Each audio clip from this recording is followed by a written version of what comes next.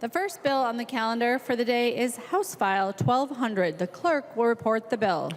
House File number 1200, number 2 on the calendar for the day, an act relating to corrections. I recognize the member from Sherburne, Representative Wolgamott, to explain your bill. Well, thank you, Madam Speaker and members. I rise today to urge your support for House File 1200, a bill that would ban private prisons in the state of Minnesota. Madam Speaker, criminal justice is a core responsibility of our state government, and it should be done by those who are accountable to the public.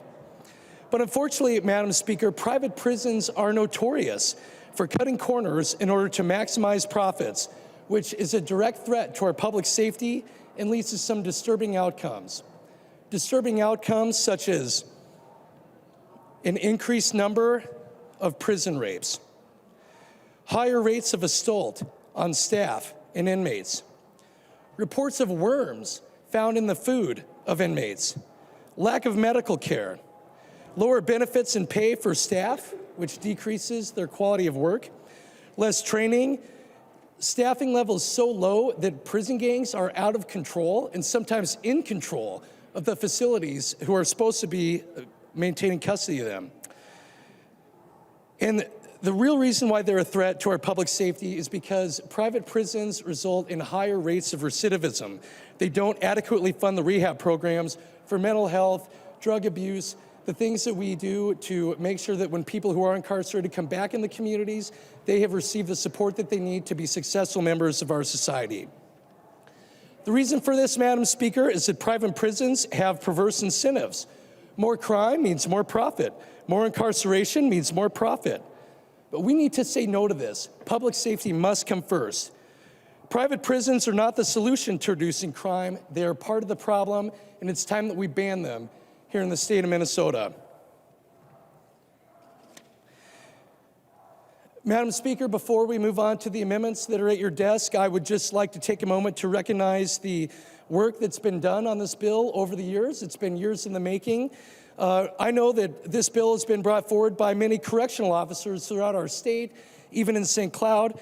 Some of them are now retired, but they have continued to show up to advocate for this so that we can make sure that those who are incarcerated have that level of safety, treatment, and rehabilitation they need to make sure they can be safely go through our correctional process and come back into our society.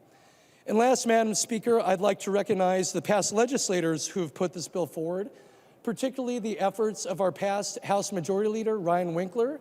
Former Leader Winkler carried this bill in 2019 and in 2021. Recognize that he did significant work to advance this not only through the legislature, but in the court of public opinion in bringing light to the horrible things that happen in private prisons and also the good work that's done by our public safety workers. So, Madam Speaker, there have been a lot of people bringing this bill forward. Now is the time to pass it. And it's my understanding that there are amendments at the desk. So I look forward to the clerk reporting those amendments and a good discussion on House File 1200. Thank you, Madam Speaker. There is an amendment at the desk. The clerk will report the amendment.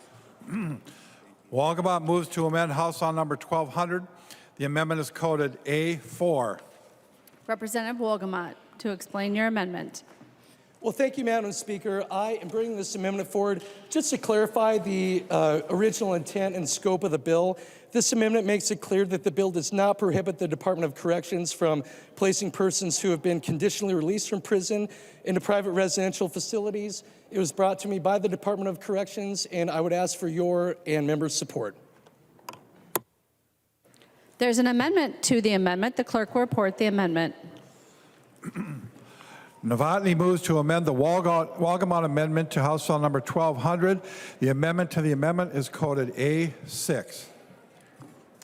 The member from Sherburne, Representative Novotny. Thank you, Speaker Hartman. The A6 to the A4 amendment adds sheriffs to the this by using private halfway houses in the same way that the A4 amendment will do for the state. Creates the same exceptions that the State Department of Corrections has that the sheriffs would be able to use for using private facilities such as halfway houses, work release centers, treatment facilities. The amendment does not provide the Representative Wogemont's amendment does not provide the same exceptions for the county. In this amendment, my A6 would add that to those same exceptions that the state has. I'm hoping that the author will accept this amendment as a friendly amendment, and I believe he has, and with that, I recommend a yes vote. The member from Sherburne, Representative Wolgamott, on the amendment to the amendment. Well, thank you, Madam Speaker, and thank you for the amendment to the amendment, Representative Novotny. Madam Speaker, I would also ask members to support this amendment. It achieves the goal of clarifying the scope of the bill, and I ask for your and members' support. And thank you, Representative Novotny. Any further discussion to the A6 amendment? The member from Isanti, Representative Johnson. Members, Madam Speaker, Representative Novotny, thank you for this amendment. Without this amendment to the amendment, our local sheriff's departments would be limited where they could bring an inmate that needs medical attention if they have to spend a night or two, and I've seen it where they've been there for 2 weeks. So by allowing treatment, it'll allow us to bring inmates to our local hospitals if they need medical treatment and have to stay for a few days. So thank you for taking the amendment to the amendment. Any further discussion on the amendment to the amendment? Seeing none, all those in favor, please say aye. Those opposed, please say no. The motion prevails. The amendment to the amendment is adopted. We are now on the underlying Wolgamott amendment. Any discussion to the Wolgamott amendment as amended? Seeing none, all those in favor, please say aye. Those opposed, please say no. The motion prevails. The amendment is adopted. There's an amendment at the desk. The clerk will report the amendment. Novotny moves to amend House File Number 1200 as amended. The amendment is coded A3. The member from Sherburne, Representative Novotny, to your A4 amendment. Thank you, Speaker Horman. A3 allows sheriffs to lease privately owned facilities. The amendment allows a county or group of counties to lease a privately owned correctional facility to house jail inmates if they determine it is in their best interest to do so. The facility would still be operated by sheriff's deputies from that county or a group of counties. I had hoped that the author of the original bill would take it as a friendly amendment. I'm told he's not, but I'm confused. I understand that the state might have a reason for not using privately owned facilities. Whatever that is, I don't think that should prohibit the counties from doing that if they see fit and that is the best thing for them. Some of these more rural counties don't have a large jail population. If they don't have the people to make it economical for them to have a fully functioning jail, there's already talks between different counties about having joint facilities. This would allow them to take over, say, for example, if the federal prison in Duluth closed down, they would be able to lease that facility. Whatever the state DOC wants to do, that is up to them. I do not see why we want to restrict the counties from doing what is economically in their best interest while still using county employees and still being under the direction of the Department of Corrections with their oversight. Members, I ask for your vote on this, and I will ask for a roll call vote. Representative Novotny requests a roll call. Are there 15 hands? Seeing 15 hands, there will be a roll call. Representative Wolgamott. Thank you, Madam Speaker. And Representative Novotny, appreciate you bringing this amendment forward. Appreciate the conversations we've had. Definitely open to working with you on this in the future.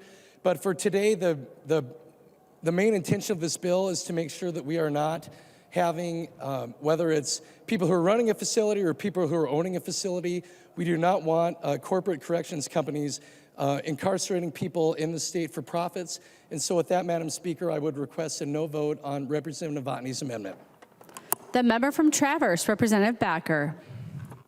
Thank you, Madam Speaker. Will the out in west central Minnesota, we have very small populations with our counties. For example, Traverse County is the smallest population in the state of Minnesota, 3,200 people. Then we go up to Wilkin County, which is around 6,700 people. We go over to down to Big Stone County, which is now represented by Representative Anderson, which is about 5,000 to 6,000.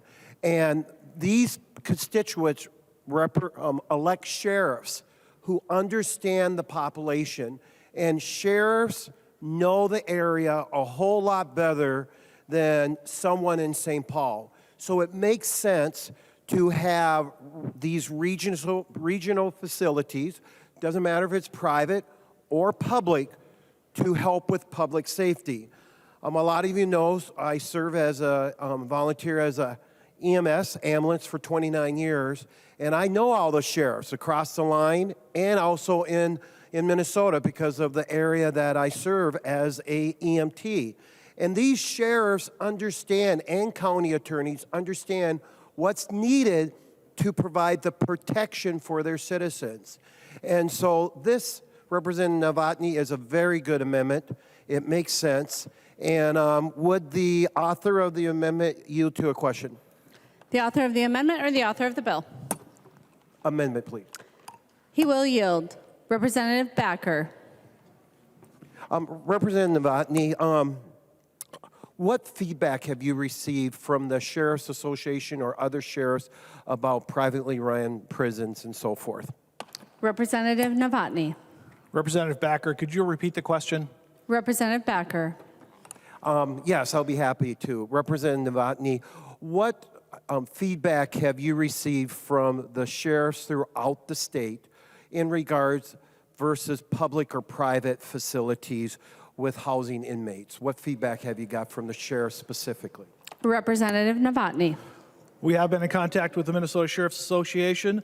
They have indicated that they would like the option to keep these things on the table as something that they can use. And once again, I guess I'll respond to a different question when I close, but Representative Backer, it's good to have options. As I said before, there's already talks between counties of having consortiums to do these things under the jurisdiction of the sheriffs, with sheriff's employees, under the direction and inspection and certification of the Department of Corrections. This is not going to be a movie set that it's being painted out to be.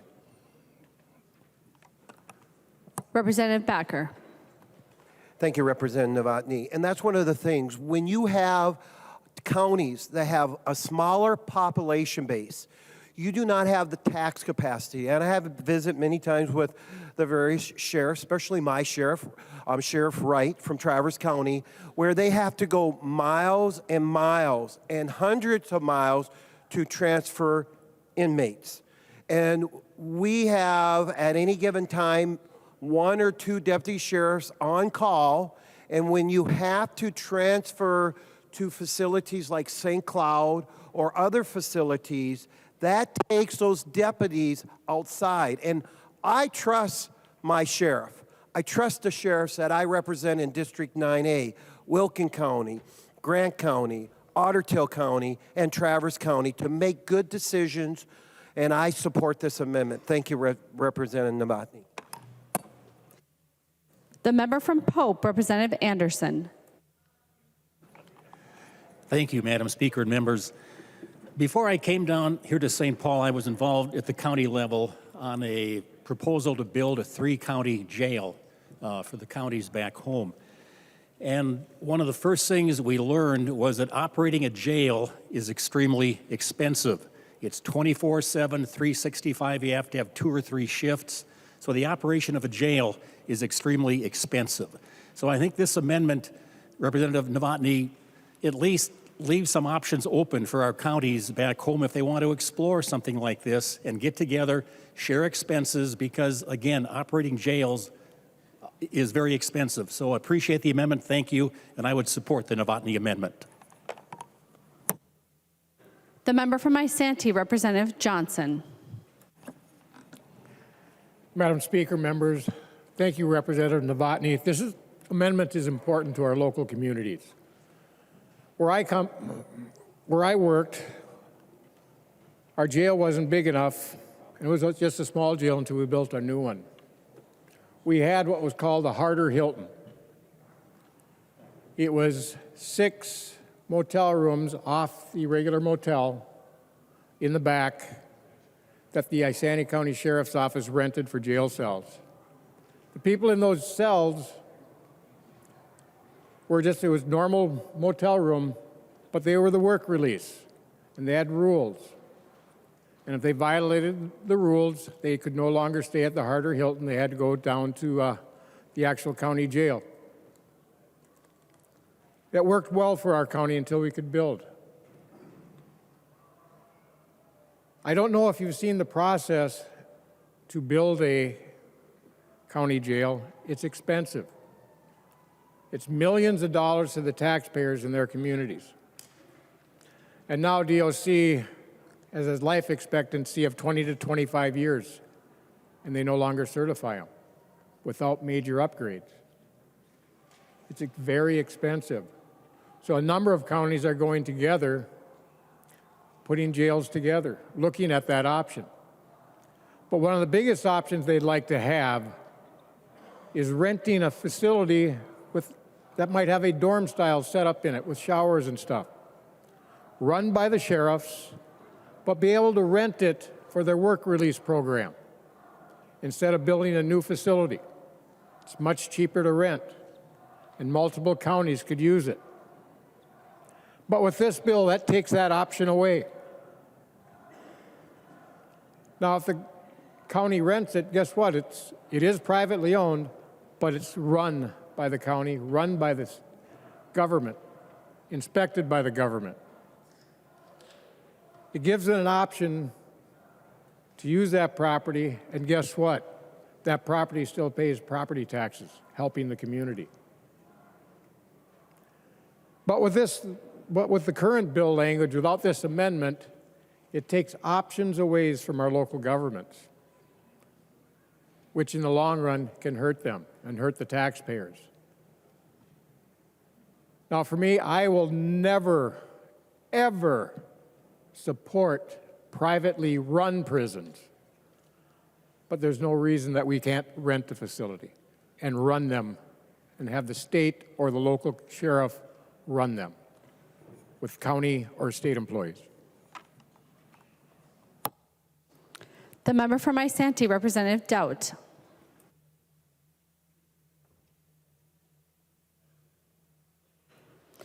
The member from Lyon, Representative Swedzinski. Thank you, Madam Speaker, and I just want to thank Representative Novotny for this amendment. I think, when we look at opportunity and local control, I understand that maybe the state of Minnesota isn't interested in housing inmates at a private owned facility, but really giving options to locally elected officials, I think, is key with this amendment. And if we believe in local control, if we believe what's right, but we also believe in rural opportunities. I happen to live, my district's very close to a facility I think is going to be very, very adversely affected by this bill. And, at least it gives it an option, right? I mean, it's not some private employee that's going to be running it. The amendment is very clear that it's, that of who would be working at it and whose that responsibility would be. And, it's fun to have these types of bills, when you represent 100,000 people or communities of 100,000 people.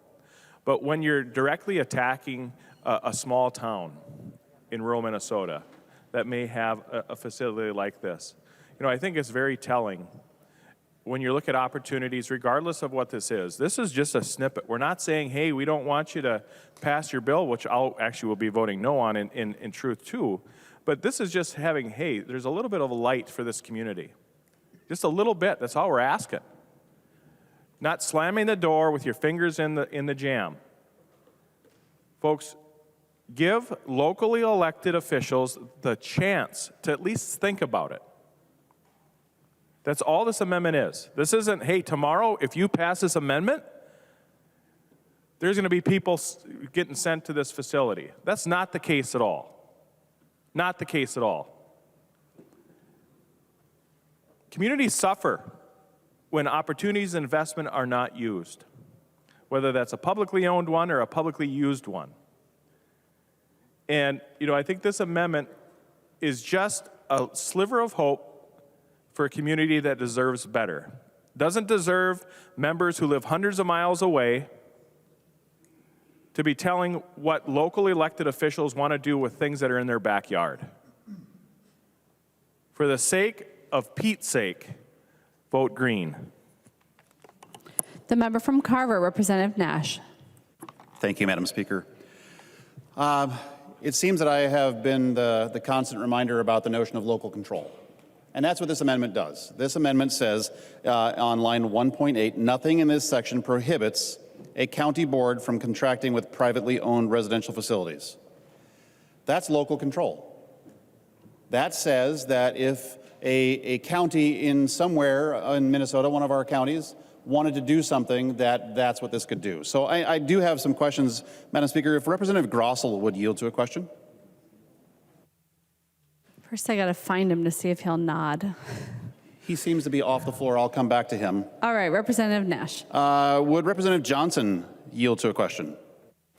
He has nodded. He will yield. Representative Nash. Thank you, Madam Speaker. Representative Johnson, Isanti County was your place of employment, and you've told us a little bit about this, but if this type of tool was made available to the Isanti County Sheriff, help us walk through again what sort of leeway that might offer them and what abilities that might bring to them, because if this amendment were to go on, and I really hope it does, I hope everybody jumps in and votes yes, what does that do for the county that used to be your employer from a flexibility perspective? Representative Johnson. Madam Speaker, Representative Nash, it opened up a lot of doors. There's a number of counties in my area that have already been in talks over the years about putting together a juvenile facility. One of the biggest issues we have is there's no place for juvenile placement for those that need to be placed because of crimes they committed. They don't like to do it very often, but right now there is no place for them. So they've talked about opening up through a joint powers board, a juvenile detention center. And they actually have places where they could actually rent right now that are sitting vacant that are set up to do that. But with this bill, it would shut them out. So it's important to leave the options open because the local sheriff has a lot of responsibility to keep our communities safe, to keep the inmates safe. And there again, it would not be a facility run by a private organization. It'd be a joint powers board running it with the staff from those communities hired by the sheriff's offices. It would be corrections officers hired by the county that would be taking control of that for that joint powers board. But with this amendment, it takes it off the table. Or without this amendment, it takes that option off the table. Instead of being able to rent something right away that's available within 2 months, have it operational, it would take over a year to build a facility once they find the land and take the land or the buildings off the taxpayer's roll. So even more burden on the local community. So this is an option that's very important to our local sheriffs, especially in greater Minnesota, because we don't have the large populations area where we have access to a lot of property tax dollars to do these things.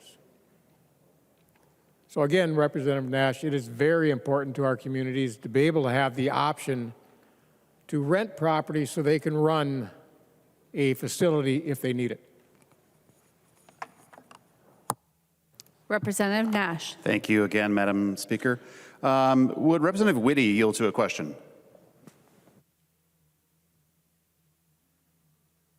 He will. Representative Nash. Thank you, Madam Speaker. Representative Whitty, again, you also in law enforcement, I'm sure you're very well aware of some of the problems of finding places to put folks who need to be incarcerated. Can you detail for us, based on your knowledge, what this amendment would be viewed as from a flexibility perspective in the policing communities in the county that you represent, and what sort of tools this might put in their toolkit? Representative Whitty. Thank you, Madam Speaker. This will open up opportunities for facilities, but also partnerships, and also be able to safely house our juveniles or adults that you would incarcerate, and it would be a good opportunity for the communities. Thank you. Representative Nash. Thank you, Madam Speaker. Would Representative Jacob yield to a question? Representative Nash, it does not yet appear that you're being dilatory, but that you're well aware of the Masons. Madam Speaker, I am trying to build a case for the value of local control by asking members of my side to add to the debate. Who did you ask to yield? Representative Jacob. Representative Jacob will yield. Representative Nash. Representative Jacob, you are freshly a former county commissioner as of the beginning of this year. In your time as a county commissioner, you would like to be able, or I'm assuming that you would have liked to have been able to enter into relationships to do something just like is in this amendment, to find the best safe solution to incarcerate people who need incarceration after they've gone and been adjudicated. What does this sort of amendment do from a toolkit perspective for our most recent former county commissioner and in the conduction of your county commissioner role? Representative Jacob. Thank you for the question, Representative Nash. Yeah, so in Winona County, we came off of, we're 80% of the way through building a jail in Winona County. So this has been on our taxpayers' minds for the last about 6 years. But we wanted as many options as possible. And whether it was farming our inmates out to neighboring counties, using private facilities, every option that we could have available, we wanted available. And we certainly didn't want the state to come in and mandate exactly what direction we must go and what direction we have to take. So from a standpoint of a county commissioner standpoint, we want just as many options as we can have. So thank you. Representative Nash, you still have the floor, but I just want to let the body know there's exceptions to every rule, and the exceptions for making noise on the floor, there's 2 of them. 1, if somebody brings snacks, and 2 is if a former member visits. And members, I want to let you know that former State Representative Amy Woslowick is on the floor, and she served from White Bear Township from 2019 to 2022. Please welcome former State Representative Amy Woslowick.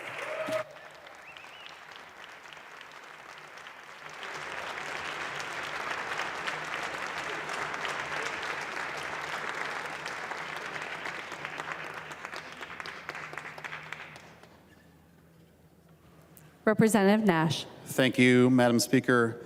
And not wishing to be accused of being dilatory, that would be horrible. I'll tell you this. Persistent irrelevance also against the rules, but I think that might be my middle name, actually. Those of you that may wish to seek renaming, that could be my new middle name.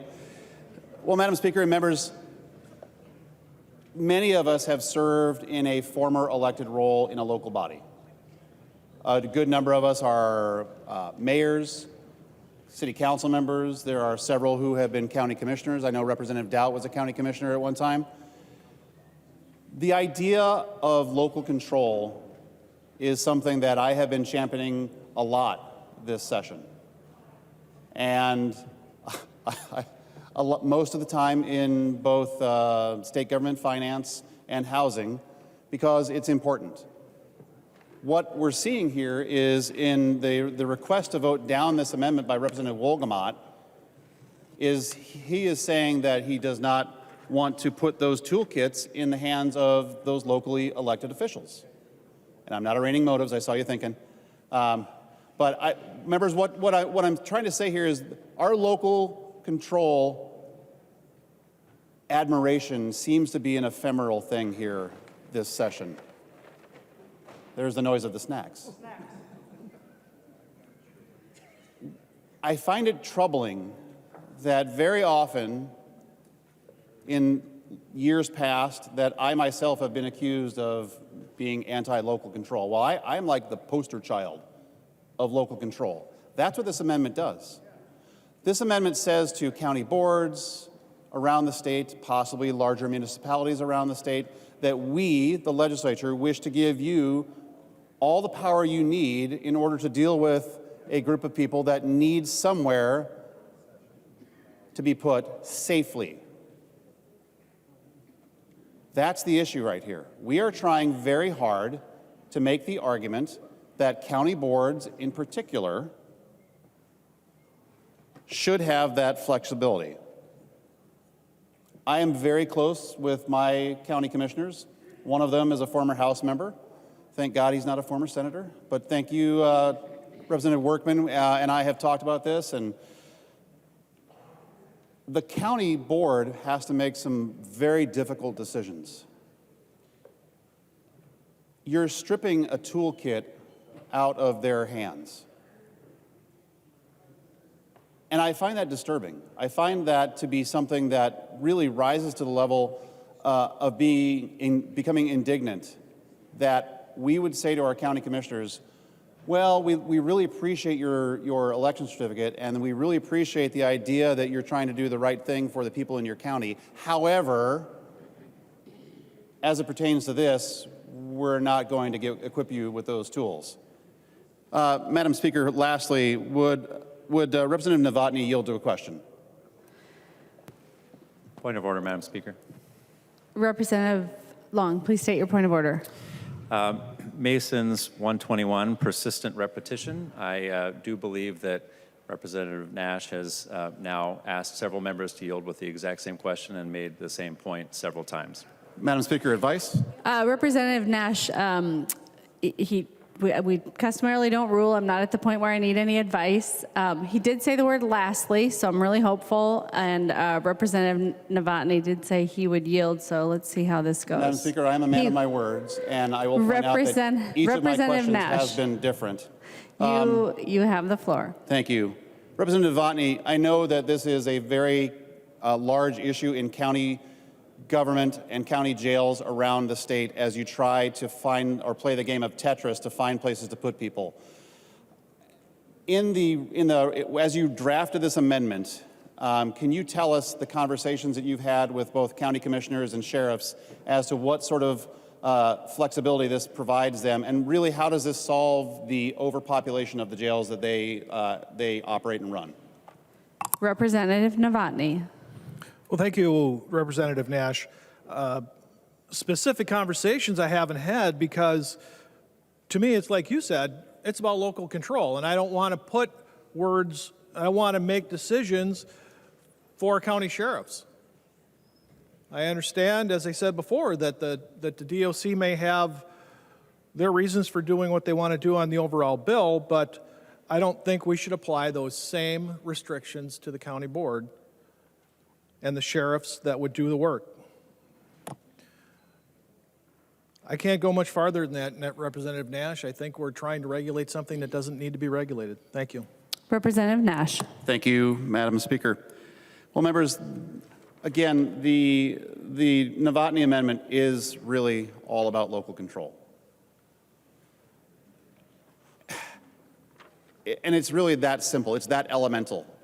It comes down to whether or not you recognize that the duly elected people in your county should have the tools at their disposal to make decisions on how to run things inside of their county.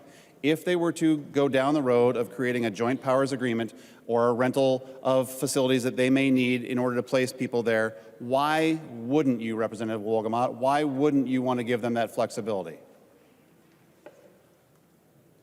You know, the presumption that you're going to make decisions that go over the top of those elected officials, I really hope that you're willing to take their phone calls and help them understand, because I don't understand why we would do that.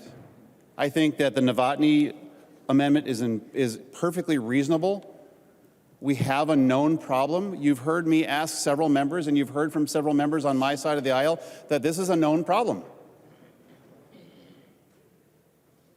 When you have a known problem and you have a solution to the known problem that puts the decision-making in the hands of people who have been elected by a group of people much closer to them than we are, why would we be so brazen and presumptuous as to say that's not going to happen? Members, it's that simple. If you want to trust your county board, then trust them. Otherwise, we can maybe draft a bill that says we don't have county boards, and we'll just make all the decisions here in St. Paul. So, members, I encourage a yes vote on the Novotny amendment. I think it is very wisely crafted and very wisely written. Representative Novotny, thank you for bringing it. I think that it says to the counties around the state, we are here to help you in your role. And I will apologize, Madam Speaker, to Representative Harder, who I forgot was also a very recent county commissioner. I will not ask her to yield because I think you might bring out the gavel. But I bet if she were to stand, she would tell you that having tools taken out of her hands by the legislature would be irksome. Thank you. Madam Speaker. Further discussion on the A3 amendment. Representative New Brindley. Point of parliamentary inquiry, Madam Speaker. Please state your point of parliamentary inquiry. Madam Speaker, I'm wondering, I've heard from several of our members now that they have not been allowed in and out of the chamber, and I'm wondering why we are being denied access to the chamber through that main door. Representative New Brindley, it is often the case that when it is too loud in the rotunda to conduct business on the House floor that we ask members to use the side doors. Representative New Brindley. Madam Speaker, point of order. Point of order or point of parliamentary inquiry? Point of order. State your point of order. Thank you, Madam Speaker. I would ask under Rule 7.2 that the Speaker instruct the Sergeant of Arms to allow members to access the chamber through the main door. This is a very unusual circumstance, actually. There are often many people and a lot of noise in the rotunda, but strangely, on a day that Republicans have folks here in the rotunda, which doesn't usually happen, the doors are locked. And no one's allowed access to that door. And it seems like a very strange imbalance that this is the first time, certainly this session, and I believe in my time in this chamber, that that door has been locked. And it's just very curious that it's being done on a day that Republicans care a lot about an issue, and there's a lot of folks out in the rotunda here to support what we're doing here today. I would ask that the Speaker instruct the Sergeant to allow access through that main door. Representative New Brindley, pursuant to House Rule 701, it is my duty as the Speaker of the House to maintain and preserve order and decorum in this chamber. And that is pursuant to that responsibility that I have made that request of members and the Sergeant at Arms as a courtesy to the business of the House of Representatives. So I find your point of order not well taken. Madam Speaker, I would like to overrule the ruling of the Speaker and would request a roll call vote. Representative New Brindley requests to overturn the decision of the Speaker and requests a roll call. Seeing 15 hands, there will be a roll call. Representative New Brindley, you have the floor. Thank you, Madam Speaker. Advice to the body. My advice is, again, I would make that same point. It's just very odd and convenient that this is, to my knowledge... Representative New Brindley, steer clear of motives. Representative New Brindley. I didn't say a thing about anyone's motives. That was odd. To my knowledge, this is the first time that I can think of this year that we've had a significant presence, that any group of Republican activists has had a presence in the Capitol, in the rotunda. This is also the first time that the chamber doors have been locked and that the Speaker has instructed the Sergeant to keep those doors locked. It's also very strange that we're being told that it's because it's so noisy. Let me just say, you can hear, anyone in here knows, you can hear a pin drop. There's literally no noise coming from the rotunda. This is very strange. It is inappropriate. It is not the way we function in this body, and frankly, it is unfair. And I would ask the body to overturn the ruling of the speaker and just open the doors. Like, this is so bonkers. The member from Isanti, Representative Dowd. Thank you, Madam Speaker and members. It is, I would say, abnormal. And Representative New, it's not that I like to correct a member on the House floor, but you were gentle in your language. The chamber doors to this chamber have been locked. Use the word locked and use the word unlock. The chamber doors have been locked to the People's House. We are not under call. Sometimes that happens when we're under call because members, because of the rules, are not allowed to enter or leave through the chamber. Turn your head around and look at the door. You can visibly see that it is locked. For those that are operating the cameras, pan them over. You can see that the door is locked. The doors to the People's House have been locked. Not by any rule, but by request of the Speaker. Because we want to maintain order. I want you to just be very quiet for 1 second. I can hear no one out there, and I haven't for the last 30 minutes, but the doors remain locked because somebody's worried about disruptive behavior. There's no disruptive behavior. And I can't hear a church mouse out there. Madam Speaker, this is an easy one. Just have them unlock the doors. And we in this chamber will be respectful to each other that if there is noise out there, like we normally do, we won't use that door. But if a member needs to, that door is there for us to use. And it is there for us to bring guests through if we need to. But today that door has been locked, and that is very abnormal in this chamber. I don't know that I've ever seen it at times when this House is not under call. That's the only time in the rules that allows for that door to be locked. So, Madam Speaker, as a former speaker, I would just impress on you the way to solve this might be, let's just unlock the door. Thank you. The member from Morrison, Representative Schultz. Thank you, Madam Speaker and members. I recall the first session that I interned in this body. There was a lot of radical and extreme policy passed in this chamber.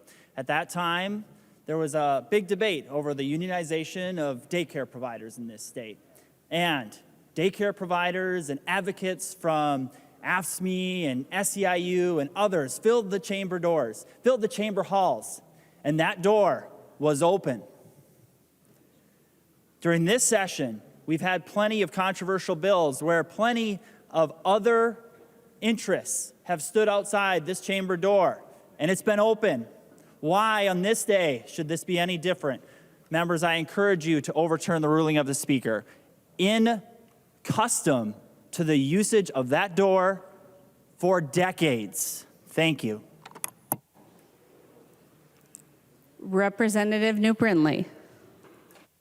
Thank you, Madam Speaker. I just, the Speaker, just to the body, the Speaker referenced Rule 7.01, that it is her duty, or that's where she gets this power. However, I want to read what that rule says. The Speaker must preserve order and decorum. The Speaker may order the lobby or galleries cleared in the case of disorderly conduct or other disturbance. We're not even talking about clearing anyone. The door is locked. And frankly, this is really easy. Madam Speaker,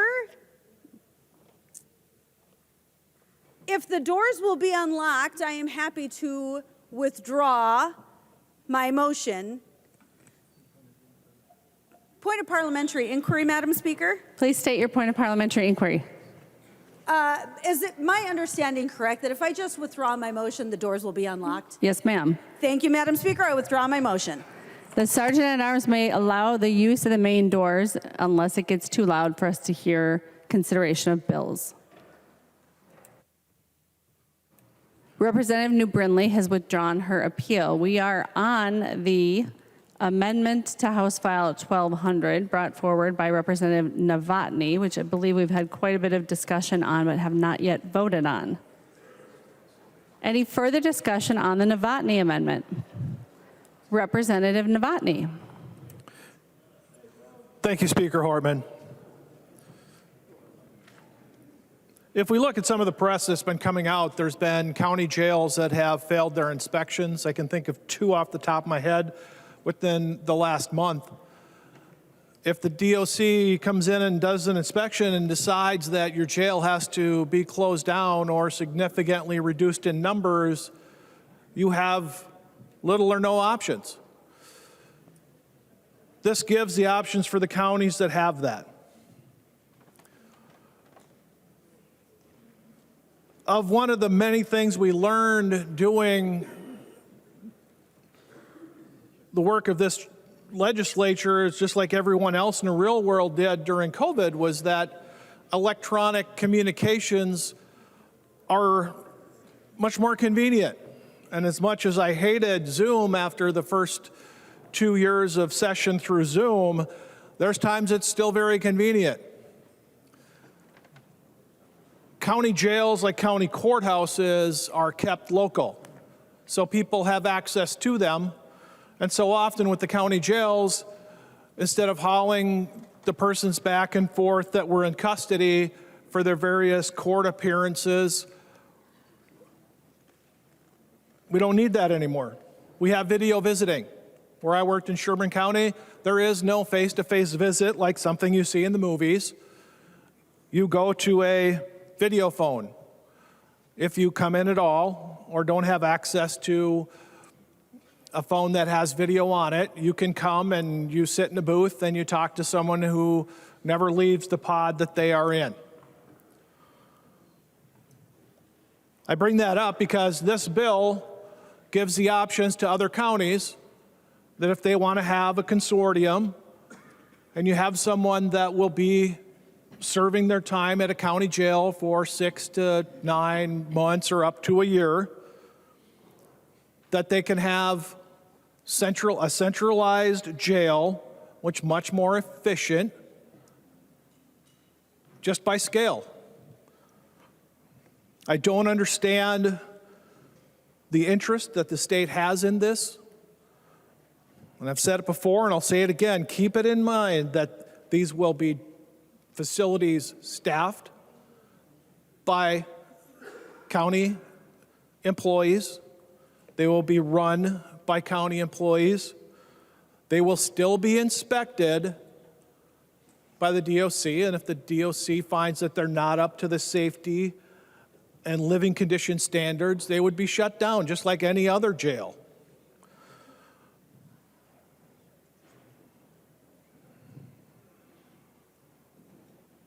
Let's keep this local. Let's let the sheriffs and the local county commissioners and the local sheriffs take care of this and do as they think is best for their citizens and what is the most responsible thing for the taxpayers. Vote yes. Thank you. The clerk will take the roll on the amendment.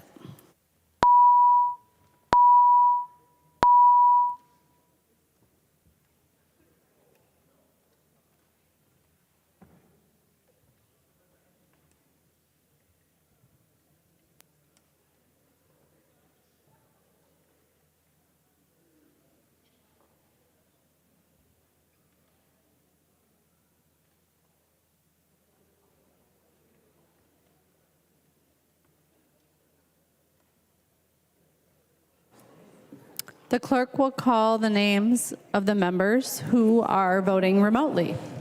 O'Neill. O'Neill, aye. O'Neill votes aye. Pryor.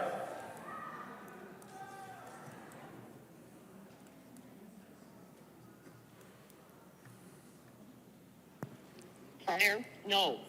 Pryor votes no. The clerk will close the roll.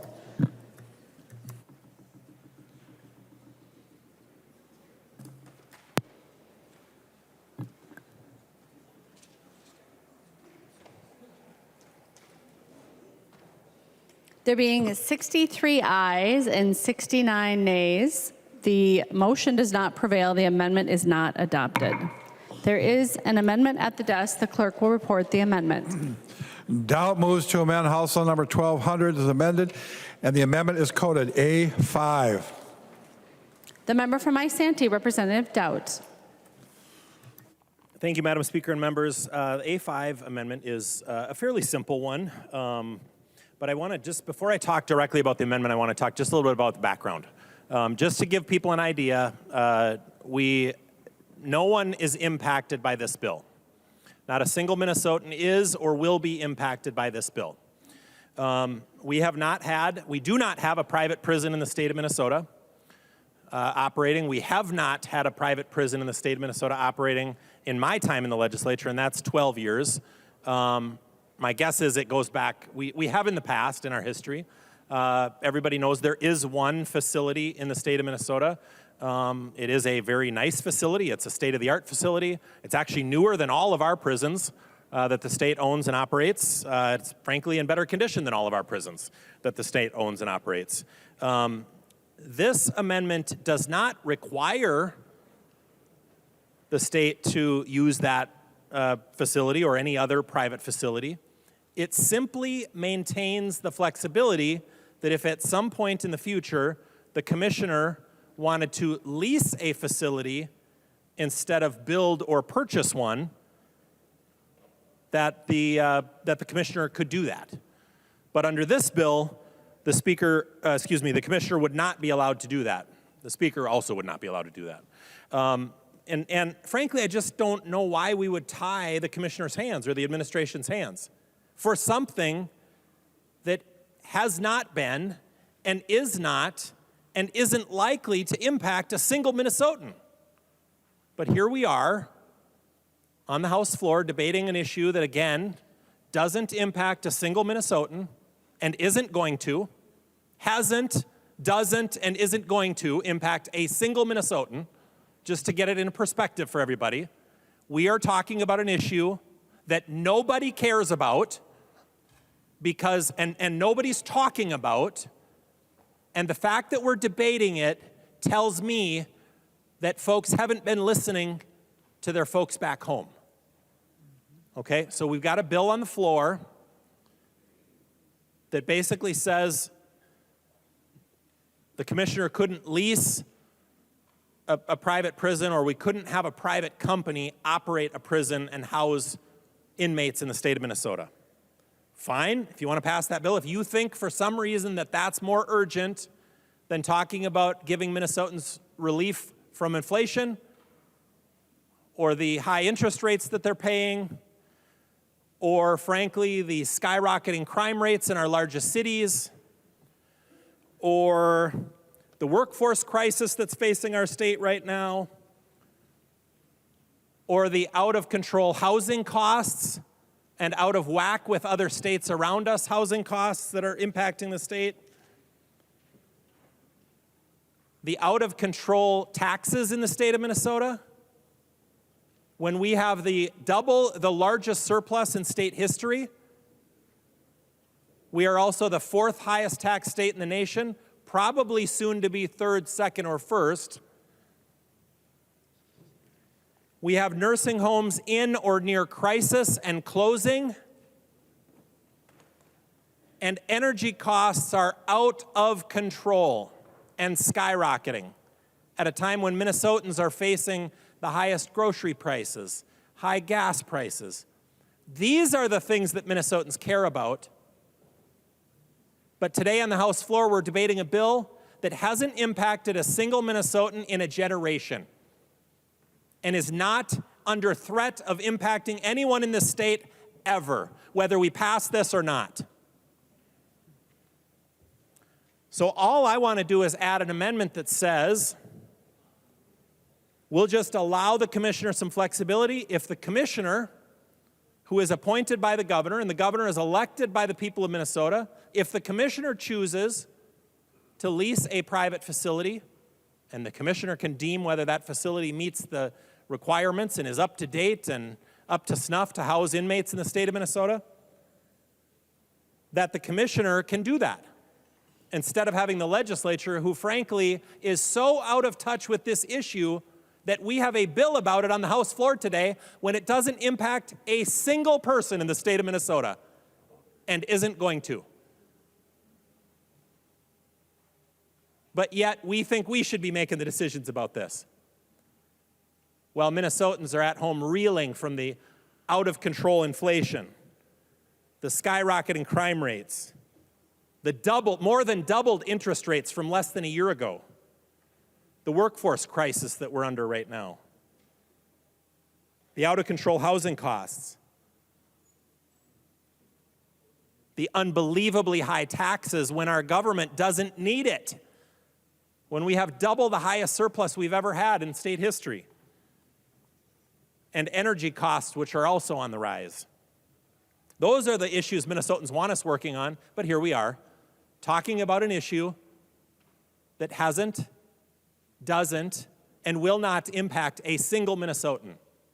So what I would suggest, that while we're virtue signaling here on the House floor, that maybe what we do is we just remember that probably it's not a good idea to put things in statute to tie somebody's hands 20, 30, 50, 100 years from now. And then legislators are going to come back and say, gee, I wonder how this ever got in statute, but we better fix it because we don't have the money to build a prison, but we've got a state-of-the-art facility sitting empty right here in our state. So I'm sure that this is an amendment that everyone can vote for, and I would ask for everyone to vote yes. Thank you. The member from Traverse County, Representative Backer. Thank you, Madam Speaker. Several members in this chamber probably do not know, like Paul Harvey would say, is the rest of the story. The prison facility out in my neck of the woods, Appleton, was actually championed by Representative Chuck Brown. And he worked extensively, and he represented Traverse at that time, and Representative Chuck Brown was a DFLer. He was a Democrat, because he saw the importance of giving that flexibility to not just the locals, but for the state of Minnesota. This is a good amendment that Representative Dowd has. This makes sense. This makes so much sense. That's why Representative Chuck Brown in the 90s worked so hard for years and years and years to get that facility built and supported. It's a state-of-the-art facility. It's not ran down. They have kept it up. But just the rest of the story, a champion from the majority side of the aisle thought it was so important because he understood, and at that time, the House, the chamber, which I believe was controlled by the Democrats at that time, also supported that facility. So thank you, Madam Speaker. The member from Anoka, Representative West. Thank you, Madam Speaker. And I would urge the body to support the Dowd Amendment. And I think I have some credibility on this, Representative Wolgamott, because I do support the concept of your bill. I think most Minnesotans believe prisons are a core function of government. They don't expect Target or Walmart or something like that to operate a prison. They expect the state.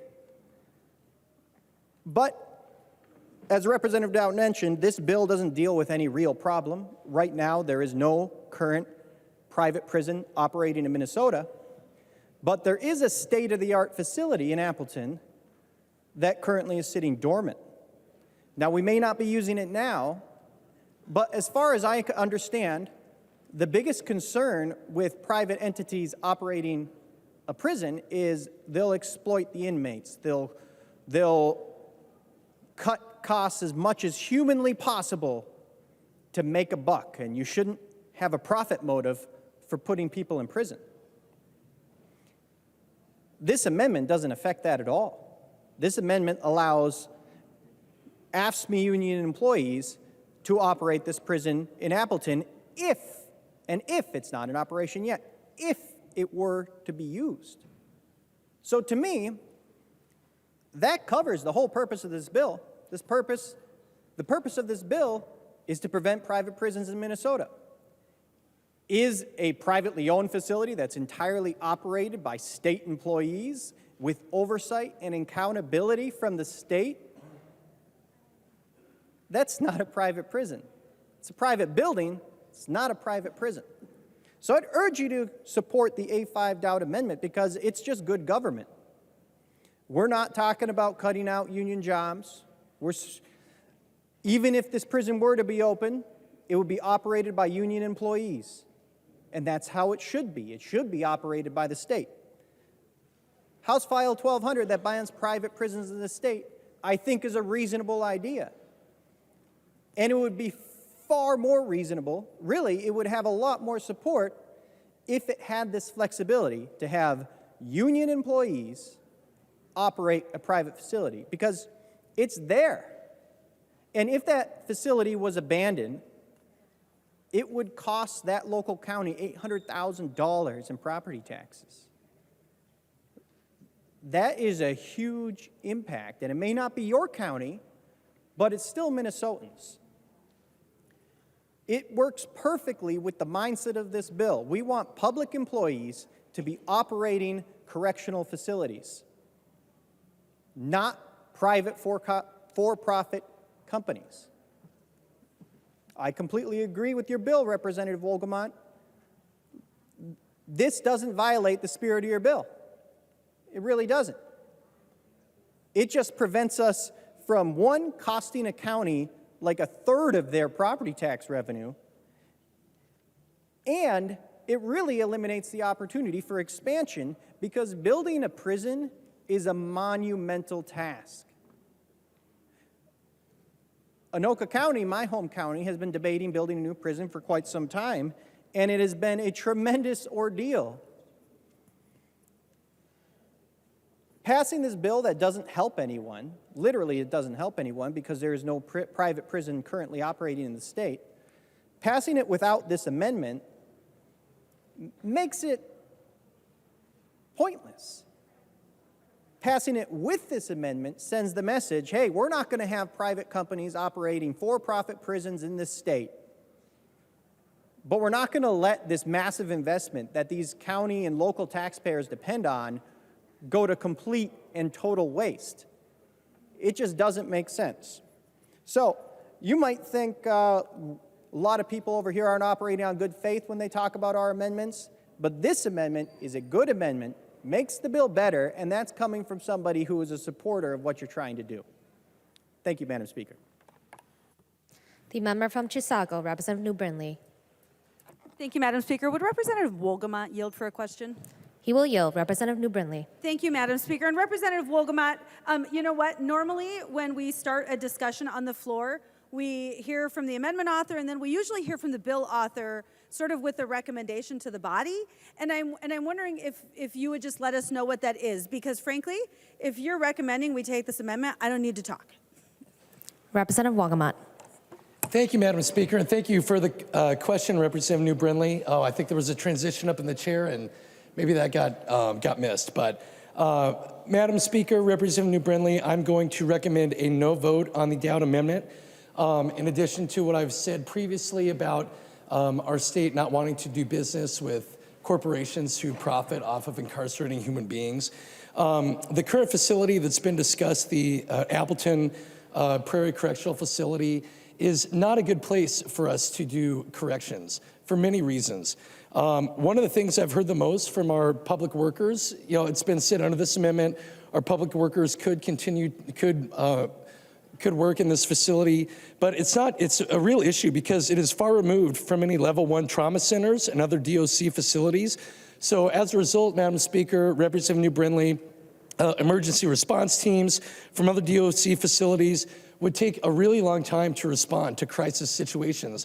If there's a traumatic assault on on an inmate, on an officer, they're a long ways away from being able to get the care that they would need. This would directly jeopardize the safety of any of the inmates. It would jeopardize the safety of the people who would work in this correctional facility.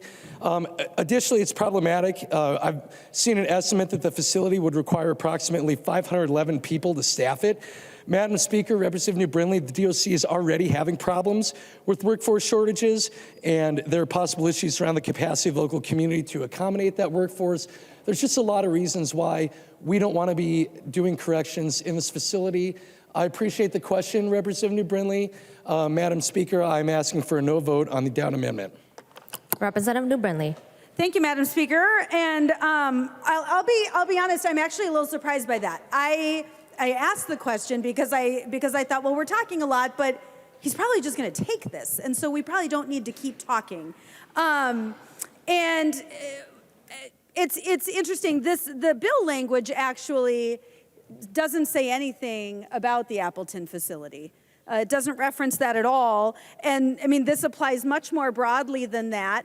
And I'll be honest, as I look at this amendment particularly, I think, oh my goodness, Representative Dowd, we should look at this as potential legislation for anything we do in state government. Because frankly, as a government, we're not very good at taking care of the things we're supposed to take care of. And we have right now, in this particular instance, we do have a facility that frankly is well maintained and could be operational very quickly. And of course, the amendment still says this would be an arrangement with the commissioner, and it would be staffed exclusively with public employees. And so it's just very strange that we would say, no, we don't want to use any privately owned facility. And frankly, we've got a really good example of this right now. You know, in December, we finally had a couple of in-person hearings about the House office building next door. They were the first in-person hearings we had had, so we really had not gotten much information about that until that time. But this is, of course, a facility that is owned by the state. And frankly, what we heard in that committee, or in those committees, was that we're not taking care of it. We heard about issues with the HVAC system. There's literally mold growing in that building. In fact, I'll be honest, like I've heard of staff with pretty significant health issues because we haven't taken care of that asset. There's mold growing. It's making people sick. And we haven't taken care of that asset. We've had flooding in that building due to neglecting things like the plumbing infrastructure. There are major problems in that facility, a leaky roof. And you know, I asked about it in that committee hearing. I said, you know, I have been involved in bonding bills over the last several years. I've served on the Rules Committee. I've served on committees where we would have dealt with those issues, and we didn't. I never even heard about them. There were the obvious things that people just didn't bother to fix, like the flooding issue that became an emergency. We had to fix that. But we didn't take care of it. As a state, we don't have a good track record of this. We just passed almost $2 billion bonding bill, and it paid for things like snowmaking machines at ski hills. And yet, we've got buildings that are falling apart. We're not taking care of them. And so this amendment that would just allow the commissioner to lease a privately owned facility run entirely by public employees with complete oversight of the commissioner, just as every prison is in the state of Minnesota. This literally would not do anything to this correction situation in Minnesota except make sure somebody else is responsible to make sure a facility is maintained. That seems like a win-win, actually, for the state of Minnesota. I mean, yes, there is a current facility available that if we needed it, we could use. I mean, we can talk about the Appleton facility. And frankly, my understanding is that that facility has been very well maintained all these years and could be up and running very quickly if needed, if we had a need as a state. And frankly, if we started enforcing our laws, if we started holding people accountable, we might actually have a real critical need for this facility. And I think a lot of us would argue that we should do that. We should hold people accountable. We should stop giving people parole for really heinous crimes when the Sentencing Guidelines Commission requires prison time. We should do that. We have a facility. Honestly, this is mind-boggling to me that this amendment of all things would not be accepted. Like I said, we should consider this for a lot of our things, for a lot of things we do as state government. There are a ton of businesses that are working primarily from home at this point.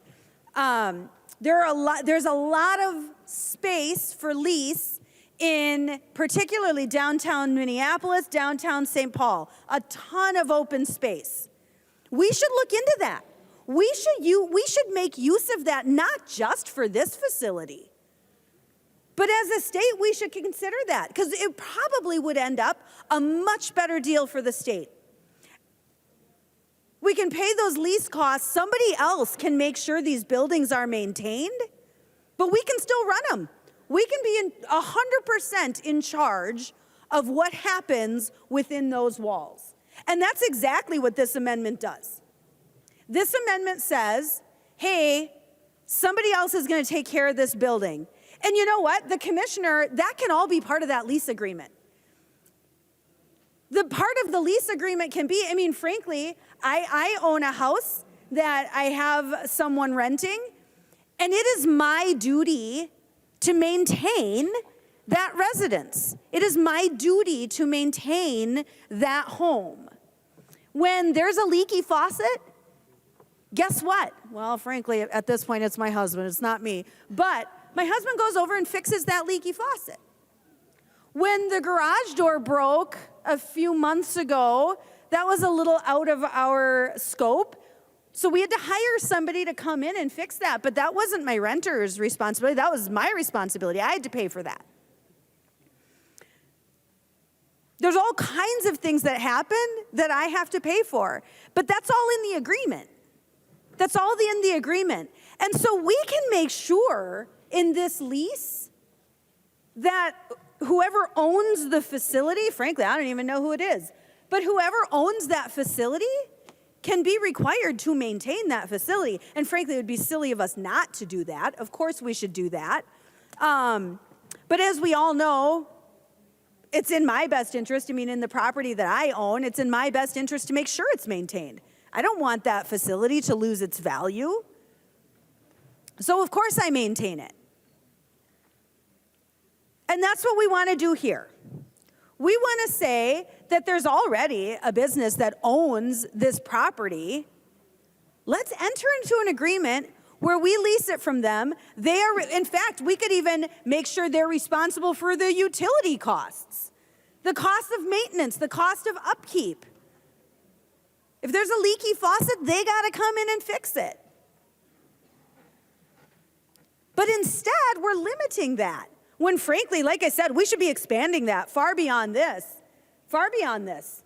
The state is not good at this. We are right now, frankly, we don't know exactly what the final cost will be, but so far, $500 million with a B, $500 million for a luxury house office building for politicians. Because we chose to not maintain that building. And frankly, we could choose now to maintain that building. We could take care of that building for, my goodness, pennies on the dollar of what we're spending for this new luxury building that we're going to get. Frankly, we don't need it. Madam Speaker. Stay your point of order. Masons 101, debate must be confined to the question before the body. We're debating this amendment on DOC and prisons, not the state office building. I will recommend members to confine their statements to the A3 doubt amendment. Representative New Bentley. Thank you, Madam Speaker. So again, with this House luxury office building, we could fix that. We could fix the problems with that for pennies on the dollar of what we're spending. And it's going to be the same thing for these other facilities. Any building the state owns, the state has an obligation to maintain. That's just part of the deal. We call it HEAPR when we're doing bonding. And that's where we allocate funds to take care of what we have. And I'll tell you what, I mean, again, while we're busy spending $13 million on snowmaking machines for a private business, by the way, a private business, actually, let me correct that. It's not a private business, it's a public business that competes directly with many private businesses across the state, including a private business in my district. Well, we're spending $13 million to pay for snowmaking machines. We've got a long list of state assets that are not being taken care of properly. So while we pay $13 million so that Spirit Mountain can have snowmaking machines, we're propping up a business to compete directly with a business in my district, another ski hill in my district. And this is how we're spending our state dollars, but we think that, no, the state should own more. The state should do everything, because we're really good at it. We're really good at owning and maintaining and doing things efficiently. I think that's what government generally is known for, how good and efficient they are at taking care of business. I mean, my goodness, you guys, come on. This one is a no-brainer. This one is so easy. Leased from a private business. That means the commissioner, it doesn't have to, may. The commissioner may. They don't have to. We're not saying that the commissioner has to use this facility. We're not even saying they have to. This amendment simply says that if it makes the most sense, if the commissioner can come to a good agreement, a good lease agreement with this business, an agreement that makes sense for the state of Minnesota, then the commissioner should have the ability to do that. Why in the world would we take that away from the commissioner? Why would we take that away? And in fact, this still has pretty strict parameters. Even if the commissioner decides that's a good idea, the commissioner must use exclusively public employees. Exclusively, it says. It's not an option to use private employees. Like, this amendment is such a no-brainer. Why are we taking options away from the commissioner?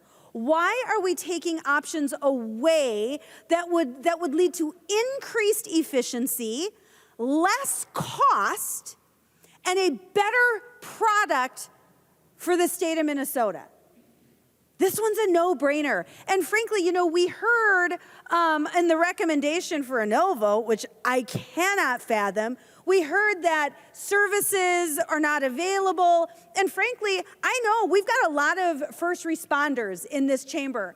And I'd like to hear from our folks who do EMT, who do emergency services. I'd like to hear from our law enforcement officers. I don't know, do you guys think you could do your jobs?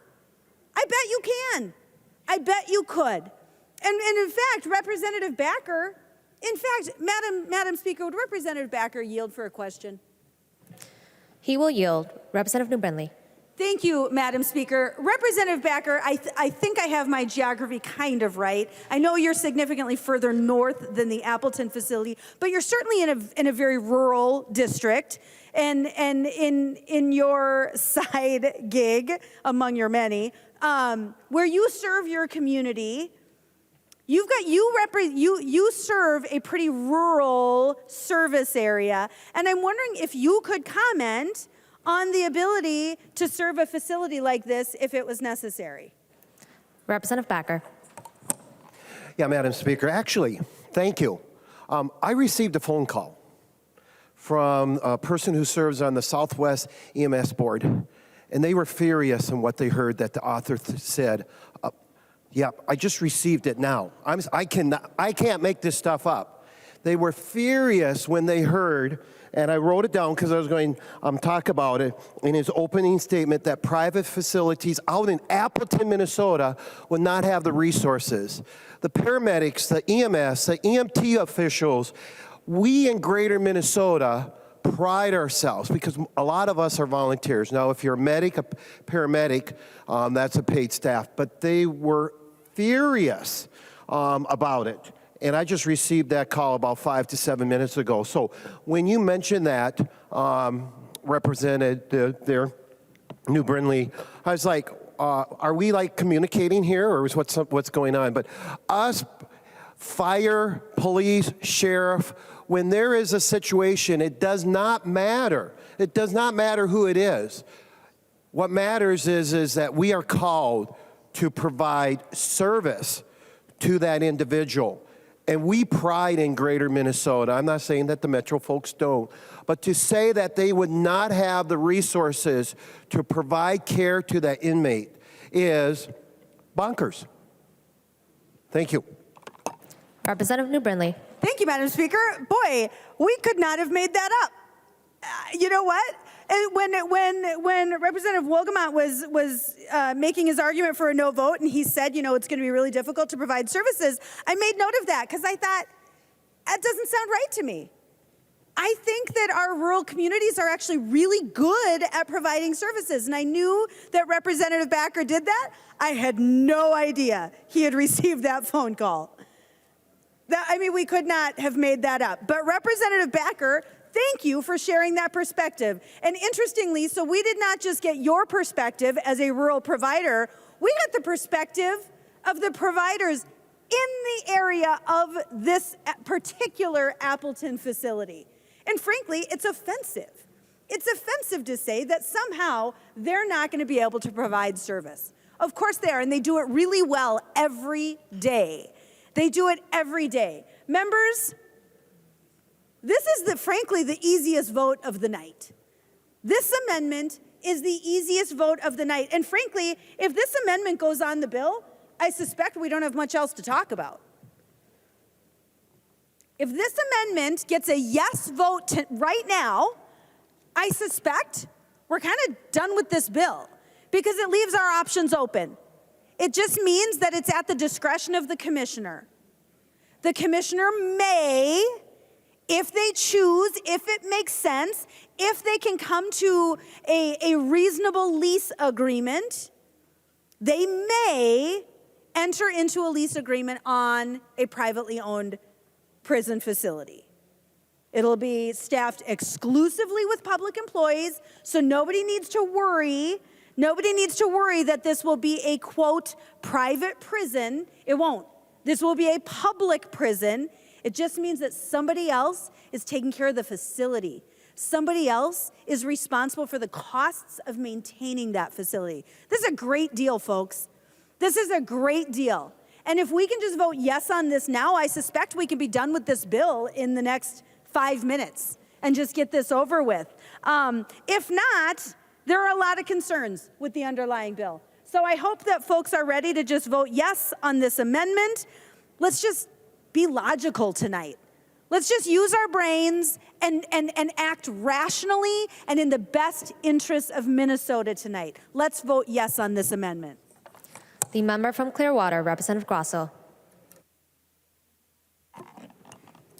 Thank you, Madam Speaker. Members, you know, looking at this amendment, it is very reasonable, and it's common sense. And we all try to be common sense here. And I'm just going to give you a little bit of insight as to the thoughts of our current prison system, according to our commissioner of the DOC. In talking with him, the current prison system is unsafe for both inmates and guards. It will cost hundreds of millions of dollars to upkeep, to make repairs, to retrofit, and to add safety features where they're needed. And even some of these buildings, some of these prisons, they've outlived their lifespan. And current time, the DOC is going around the state saying that a lot of county facilities have to be closed because they do not meet the DOC standards. So what do we want to do as legislators? What do we want to do? Is the bill's author on the floor? Where is he at? There he is. Good, good. I guess would Representative Wolgamont yield to a question, Madam Speaker? He will yield. Representative Grosso. Thank you, Madam Speaker. Representative Wolgamont. Is it your goal? I mean, is it your goal to be a good steward of taxpayer dollars?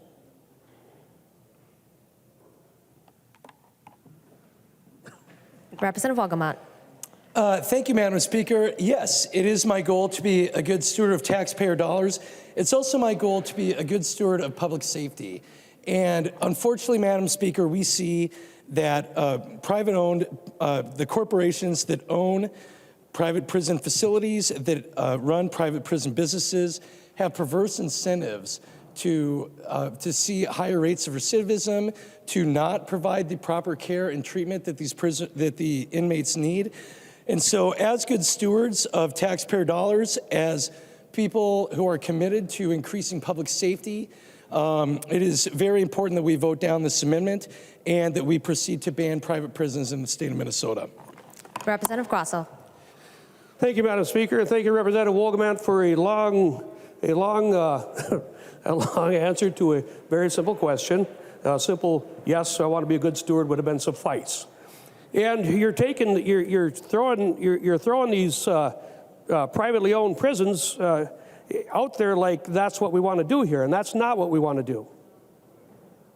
That's not at all what we want to do.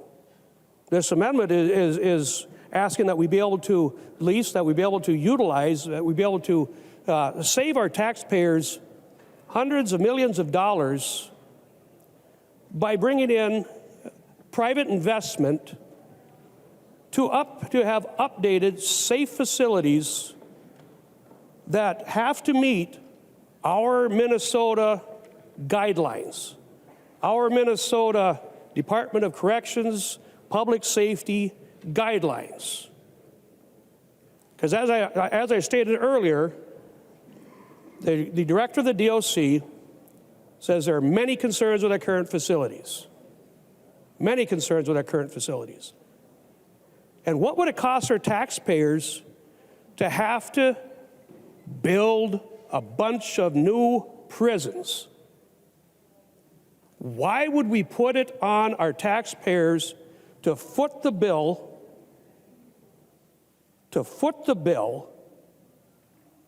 for new prison facilities when we can have private investment come in, spend their money, bring a bunch of jobs into our state, where our tradespeople, where our operators, where our personnel can build these things. They will have to meet our safety regulations, our DOC standards, our public safety standards, all of it. And they would be staffed by Minnesota DOC personnel and run and managed by Minnesota DOC personnel and kept to those regulations and standards. So it's not an issue of them not being run properly here.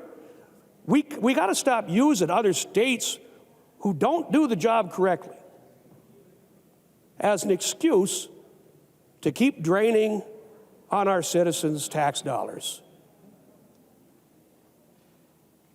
Let's invite the private investment in. Let's keep our citizens working in Minnesota, building facilities to safely house the inmates and to give our prison guards and staff a safe place to work. Private investment, spending their dollars to build, we just simply lease from them and run it with our people, to our standards, to our quality. So Representative Wolgamott, I have to vote no on your bill because you close the door on an opportunity to make sure that we are being good stewards of taxpayer dollars, that we have facilities that meet the standards that we require them to meet to keep our inmates safe, but mostly keep our guards safe too. Why would we not look at the obvious and leave that door open for the future? Thank you, Madam Speaker.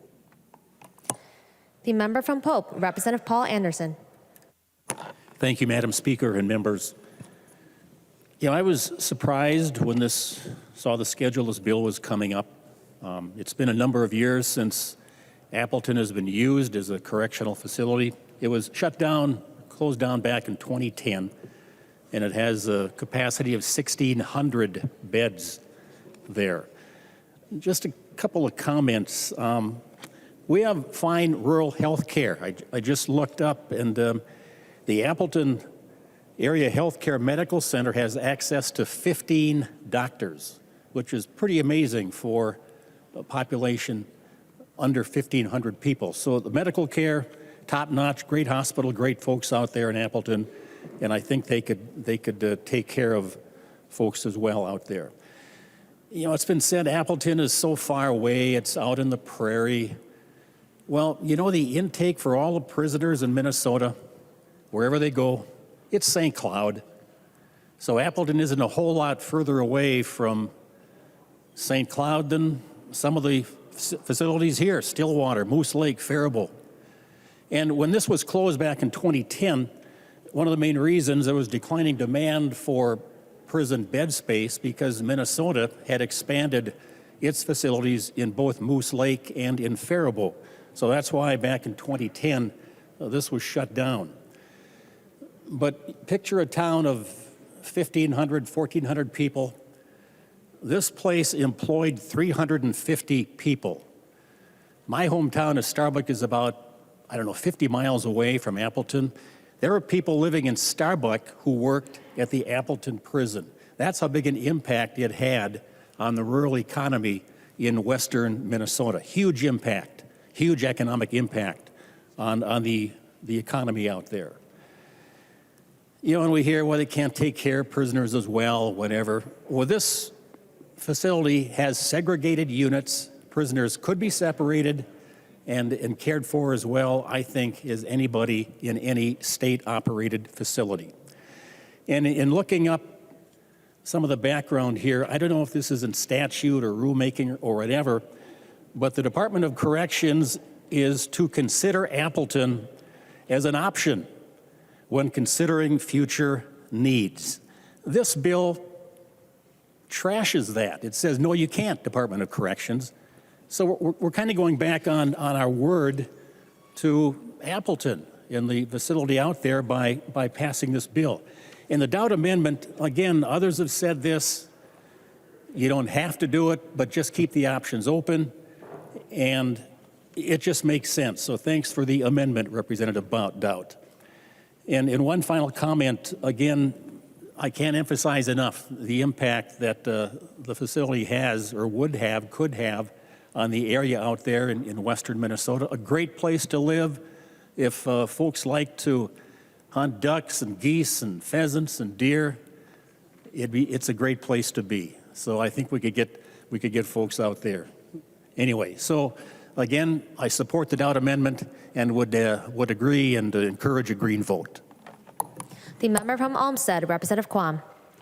Thank you, Madam Speaker. And frankly, Representative Dowd's amendment takes care of the issues that have been spoken by the author of the bill, the issues about a private-run prison. Because if you're renting the building and the state is running it, and it's being staffed by state employees, government employees, it's the same thing as, whoever owns a office building that we use some space in isn't running that facility. But I want the people at home to realize this is about the better environment for state employees, good paying union jobs in a better environment, a newer facility, a safer facility. So if you want to vote no on this amendment, you are voting against. Listen, public, the people voting no are voting against good paying union jobs. And I don't understand that. Thank you. The member from Morrison, Representative Schultz. Thank you, Madam Speaker and members. I look at this bill as an opportunity to support rural Minnesota. And I was concerned when I heard debate from the other side of the aisle from my colleague, a bordering community to my own, when he spoke a moment ago and shared that we don't have the emergency responders in central Minnesota or in rural Minnesota. And frankly, it's shocking to me when I think about St. Cloud, and if many of you have visited St. Cloud, it might be the most difficult city in Minnesota to traverse amidst rush hour. It might take longer to travel from one side of St. Cloud, where there's a prison, to the other side of St. Cloud, where the hospital is. It might take longer to do that than to travel from Maple Grove to Cottage Grove. And so to hear that it's emergency services that we're concerned about in rural Minnesota, where the roads are wide open, where we have hospitals, where we have other county services more readily accessible, frankly, that's offensive to rural Minnesota. And tonight, this amendment has the chance to support union workers in rural Minnesota. That's exciting. New jobs in Representative Anderson's district with this amendment. When the Department of Corrections determines that this is a need. And let's be clear that there is a huge need in Minnesota to go after the violent criminals in this state. A huge need. The streets of Minneapolis and St. Paul. Every constituent in Minnesota, when they travel here, have a hard time finding safety. We need to ensure that we are prosecuting violent criminals in this state. That should be a priority this legislative session. And instead, we have a bill before us tonight that is in search of a problem. In search of a problem tonight. Minnesota has failed to protect the public assets that we have in this state. And right now, we want to take off the table an opportunity to employ union workers in a facility in rural Minnesota. So I shouldn't be surprised when the other side of the aisle doesn't like the idea of employing law enforcement and correctional facility folks in rural Minnesota. But let's consider that this is a great amendment. Thanks to Representative Doubt for offering it, because there are union workers across the state who could go to work in more facilities in rural Minnesota and help us secure our streets when we prosecute violent criminals in this state. I encourage support of this amendment. The member from Isanti, Representative Johnson. Madam Speakers, Representative Down, thank you for this amendment. It's a good one.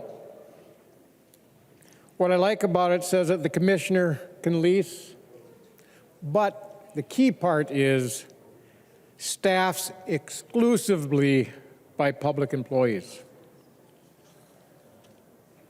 That means it's not privately run. That means that it's state employees running it. State corrections officers who do a fantastic job, even though they're shorthanded right now. And I want to thank the corrections officers for the great work they do.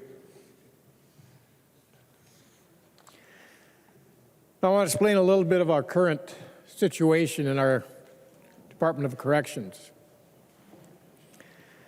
Our newest prison was built in 2000, 23 years ago in St. Cloud. But our first prison was built in 1889. In fact, we built 2 prisons that year. St. Cloud and Red Wing, they both opened in 1889, almost 135 years ago. The next one was Stillwater that opened in 1914, almost 110 years ago. All 3 of those prisons are still running. And they need a lot of work.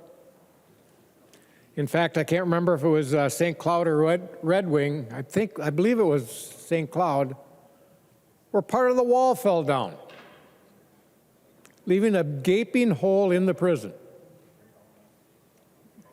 Because as that Representative New Brindley said, we have not been maintaining at the facilities we have.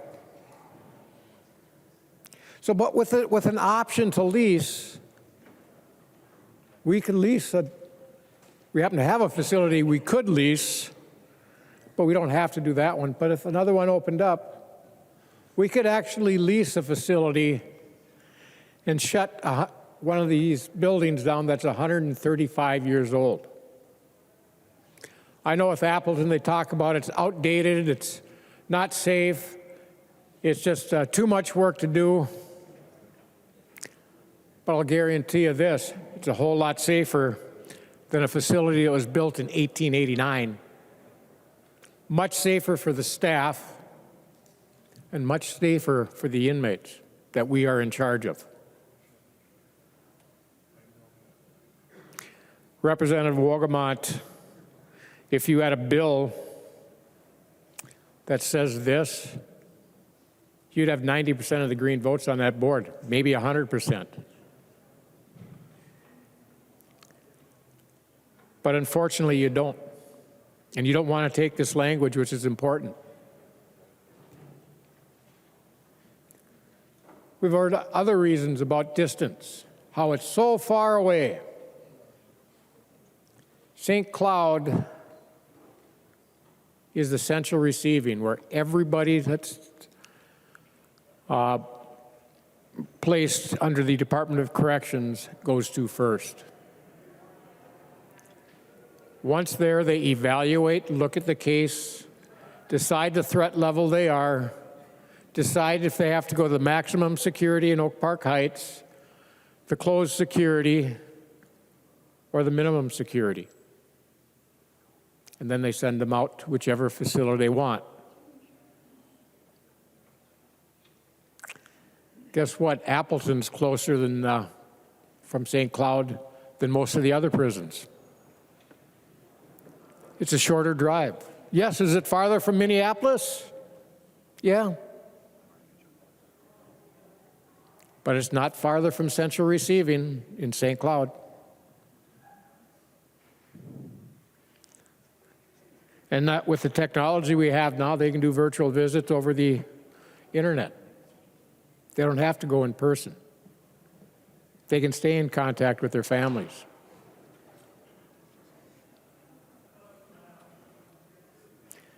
Representative Doubt, this is a great amendment. It gives the Department of Corrections options. And it's one that I would jump on just for the fact that we can close down one of these ancient prisons, whether it's Stillwater, that's 110 years old, St. Cloud, or Red Wing, that are over 130 years old, and all 3 are in dire need of maintenance.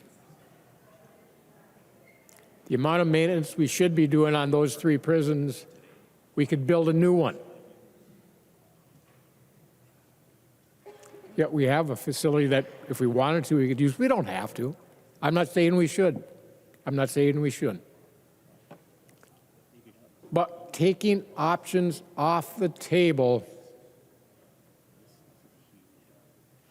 is bonkers. Members, please support the Dowd Amendment. It's good for Minnesota. It's good for the taxpayers. It's good for everybody. It's an important issue that I think we should leave all options on the table so we have those available when the time comes. Thank you. The member from Washington, Representative Patty Anderson. Thank you, Madam Chair. When I served the state as the state auditor at the time, we moved our office and we had to do a lease, and the office is in a privately owned building that's right across the street. There's a department, a state department that's essentially real estate brokers that work for the state of Minnesota that do negotiated leases all over the state. I worked with them. I would bet that over half our office space in this state is owned, the buildings are owned by private entities. The Attorney General's office, outside of his office here in the Capitol, that is in a private building downtown. So you have several of the state constitutional offices, the top offices of the state, that are in private buildings. We have a full department that deals with leases and tries to cut the best deal for agencies. So it makes absolutely no sense that we would be cutting off this division, the prison division, from being able to negotiate leases through our state negotiating team with public employees, all public employees, if it was in the best interests of the department. So I don't understand why there is any opposition to Representative Dowd's amendment. It doesn't say that the commissioner has to do this. It makes it very clear that it's public employees. All we're talking about is the real estate. And if this body is going to start saying that we can't be housing any of state government in any privately owned building that we have leases at, we're going to have to build huge buildings all over the state of Minnesota. We're going to have a $10 billion bonding bill next session to try to build buildings like this, and it's going to cost taxpayers a huge, huge amount of money, especially when, frankly, we are in the driver's seat because there are so many empty office spaces all over. We should be taking advantage of that and getting good deals for the taxpayers of Minnesota. And in this case, there's one facility apparently in Appleton. This bill, if it's passed without this amendment, would say that that building's going to sit there and never be used. That's just crazy.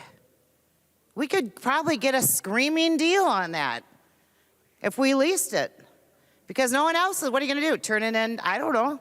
Into a hotel, a tiny room? I don't know what they would do. And that's a screaming, screaming deal. And it would be fully staffed with public employees.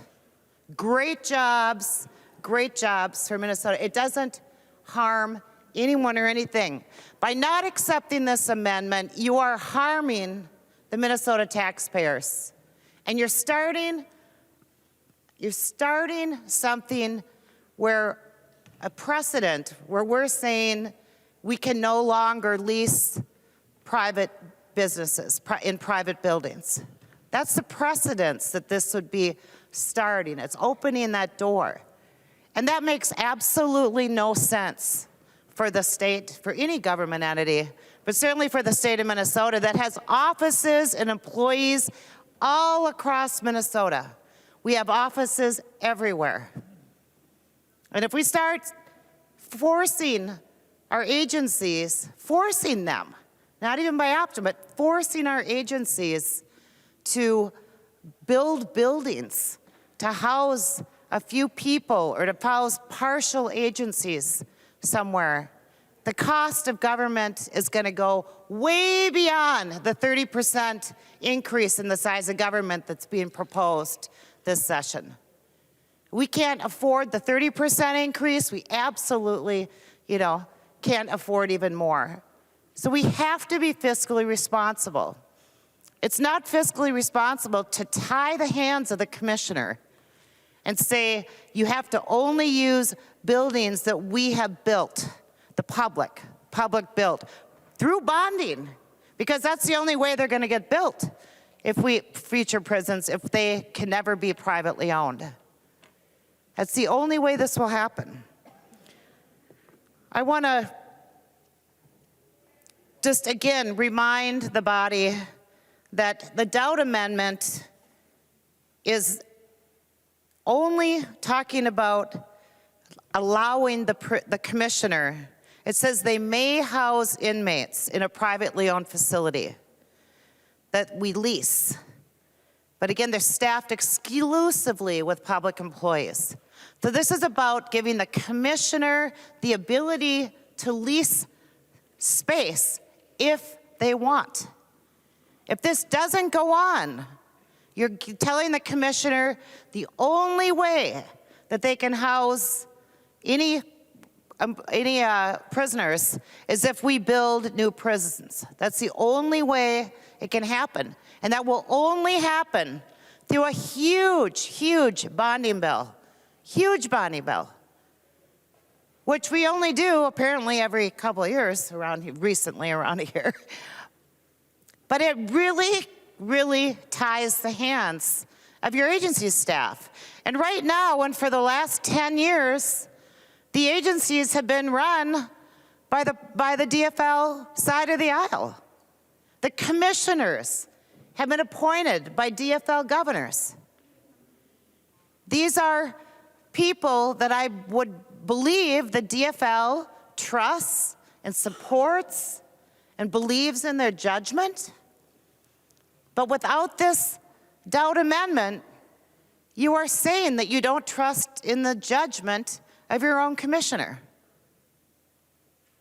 And probably by extension in commissioners down the road who need to maybe move their office space or expand their office space. Or we've got in children and family, or in Ed Finance, we just saw the new Department of Children and Families, which I think is a good thing, frankly. We need to break up DHS, and I know a lot of the comes from there.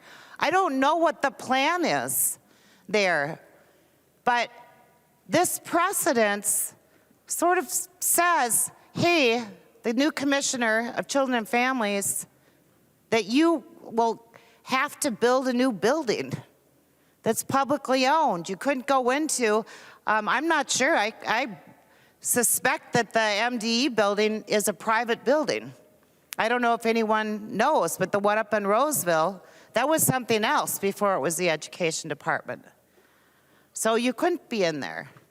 And that's the sort of precedence that this is setting. It should not be this legislature dictating to agencies whose job it is to carry out the rules, the laws that we pass. They are the administrative branch of government. And those agencies should have the flexibility to decide whether they can find space within a currently publicly owned building or a leased facility within a privately owned building, or whether they can't do either and they need to come to this legislature and ask for billions of dollars in bonding to build a new facility.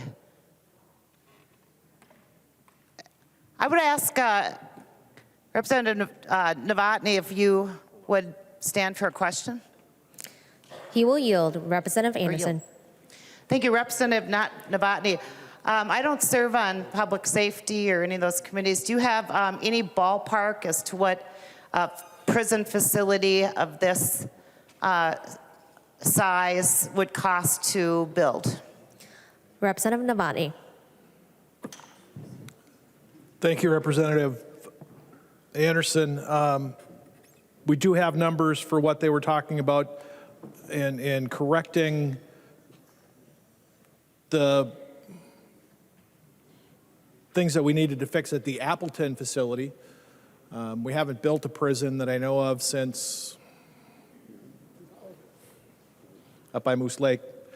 So no, I was not in public safety or corrections when those numbers were discussed. I believe they were over $100,000 per bed. Representative Anderson. Thank you. Representative Novotny, would you yield for a further question? He will yield. Representative Anderson. Could you approximately, it's a guess, but ballpark would a facility such as Appleton cost $200 million to build from scratch? Would it cost $500 million? What's your guess? Representative Novotny. No. I do not have that number. But run it $100,000 per bed times how many beds you want, and that would be a very conservative, because we are conservative in this session, I hear. Guess. Representative Anderson. Thank you. Would Representative Johnson yield for a question? He will yield. Representative Anderson. Thank you, Representative Johnson. Do you know how many beds approximately the Appleton facility serves? And do you have perhaps a better idea what a facility like this would cost today to build from scratch? Representative Johnson. Madam Speaker, Representative Anderson, I do not know the exact number. I think it's, if I remember correctly, 1,000 to 1,200 beds, and at $100,000 a bed, that's $1.2 billion on the high end. Representative Anderson. Thank you. So Representative Johnson, I think, is, best ballpark, since we haven't built a facility like this in Minnesota in a long time. This is $1.2 billion. Representative Dowd, would you yield for a question? He will yield. Representative Anderson. Thank you. Representative Dowd, do you have any better estimates what this would cost taxpayers to build brand new? Representative Dowd. Yeah, thank you, Representative Anderson. This facility has 1,600 beds in it, and I'll just do the math here really quick. Is that 1.6 billion? I don't know that it would cost that much, but I think you'd have to. I believe this facility cost in the hundreds of millions of dollars to build, and I know that the state could not replace it for, anywhere close to that. So, I mean, at 1,600 beds, the state wouldn't even have to use all of it. I mean, at $100,000 a bed, I'll assume that somebody had some authority in that number. 1.6 billion. It's insane to think that we would not use a facility that's sitting idle, that was licensed less than 5 years ago, I think, and is ready to be licensed right now. They're maintaining it. They've got a full staff there maintaining it. That we would pass some legislation to say under no circumstances could this be used. It's insane to me to think that we would put that into a bill, and I'll talk a little bit more about that in my closing speech on this amendment. But thank you for the question. It's 1,600 beds out there. Representative Anderson. Thank you, Representative Dowd and Madam Chair. So if we do this rough math, we're talking about $1.6 billion potentially. Let's say we take half of that, and we say it's $800 million. That is the cost to replace a facility like this. And so if we don't accept the Dowd amendment and we pass the bill the way it is, we could potentially and very, very likely cost the taxpayers about $1 billion. And for what? Again, these are good union jobs that would be in this facility. They are good jobs. This is not about private businesses running prisons. This is about who owns the building. Who cares? Why do we care who owns the building? It should be our role to get the absolute best deal we can for taxpayers. And spending an additional $1 billion to build a new facility in some future bonding bill is absolutely irresponsible fiscally. So I ask our members to support the doubt amendment because if the doubt amendment doesn't go on, we are telling our taxpayers we don't care about the cost of government, that we're willing to spend $1 billion some other time. But if we support the doubt amendment, the bill as it is acceptable. Thank you. The member from Wright, Representative Hansen. Thank you, Madam Speaker, members. Well, I'm delighted to hear that the stated motive, not my impugned motive, but the stated motive of this bill, the underlying bill, is to remove perverse incentives. That's a good idea. We definitely don't want perverse incentives when it comes to criminal justice, when it comes to any of our state operations. But that also presents some confusion, at least for me, in trying to understand the opposition to the doubt amendment. Well, and I'll come back to that briefly. I just want to make a quick comment about the concept of perverse incentives and just express my desire, if you'll indulge me for a moment, that was something we were concerned about across the board, regardless of whether or not we were dealing with a corporation. Because it's been stated repeatedly that the real problem here is that a corporation is potentially going to profit from our criminal justice system and from the incarceration of people who've been convicted of a crime. And I'm just not sure whether or not who is profiting is really the core moral issue, because we see bills come through committees every day that are appropriating money, sometimes specifically naming the organization that money is going to be granted to for this purpose or that, administering this program or that program. And one could argue, I think, quite rationally, that there is a perverse incentive in having that as our mode of doing business. We're constantly appropriating money to give to groups that are not public. I mean, not fully private either, because we have this weird non-governmental organization, nonprofit space that's kind of its own weird jurisdiction. But they're certainly not public. They're not subject to public will, public control. And so, when one of these groups comes to us and asks us for a grant, for an appropriation, especially a named appropriation that's going specifically to them, surely that's a perverse incentive. I mean, there's no shareholders in a nonprofit, but people sure are getting paid to work there. Some of them quite a bit, six-figure incomes, sometimes north of $200,000. And so I think this concept of perverse incentive is one that I just hope that we start applying more universally. To bring it back to, and I appreciate the indulgence on that point, to bring it back to the doubt amendment, I get it. I actually really appreciate this amendment. This amendment makes it easier for me to contend with and think about this bill, because at just the underlying amendment itself, I wasn't quite sure, honestly, which way I was going to vote on it, because I kind of come from my activist roots are more libertarian in nature. And the idea of private prisons, this isn't a particularly intellectual argument, but they make me feel kind of icky.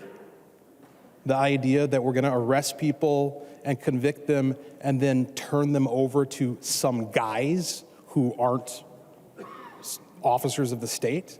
We wouldn't do that with police. We wouldn't hire a group of guys to just strap guns to their chests and run around the community upholding the law, because we want to have that sort of direct public oversight and supervision of their policies and their training, and we want them to be accountable to somebody who has some connection to democratic government. And so the idea of banning private prisons is something that kind of instinctively appeals to me, but I also recognize the hazards that have been articulated tonight on the House floor, which is that if you take a tool out of the toolbox of being able to use an asset that is there, then you could end up finding yourself in a situation where you have a need that you cannot meet, not because you don't have access to the resources and the facilities to be able to meet that need, but because you have arbitrarily boxed yourself in with policy, boxed yourself in statute, and said, we can't use this facility because of the type of facility it is, because of who owns it, because of where it came from. Now, the Dowd Amendment gets around that. It gets around that by saying, we're gonna thread the needle. Yes, we're gonna say that as a rule, we don't like the idea, we think it's icky, the idea that we're going to arrest people, try them, convict them, and then turn them over to a corporation to be incarcerated out of the public eye. We're saying we're not going to do that, but we're also saying that we're not going to shut ourselves off from the ability to be able to make use of an existing facility that's ran by us, that's ran by our Department of Corrections, staffed with folks who are accountable, just as accountable in that private facility as they would be in a public one.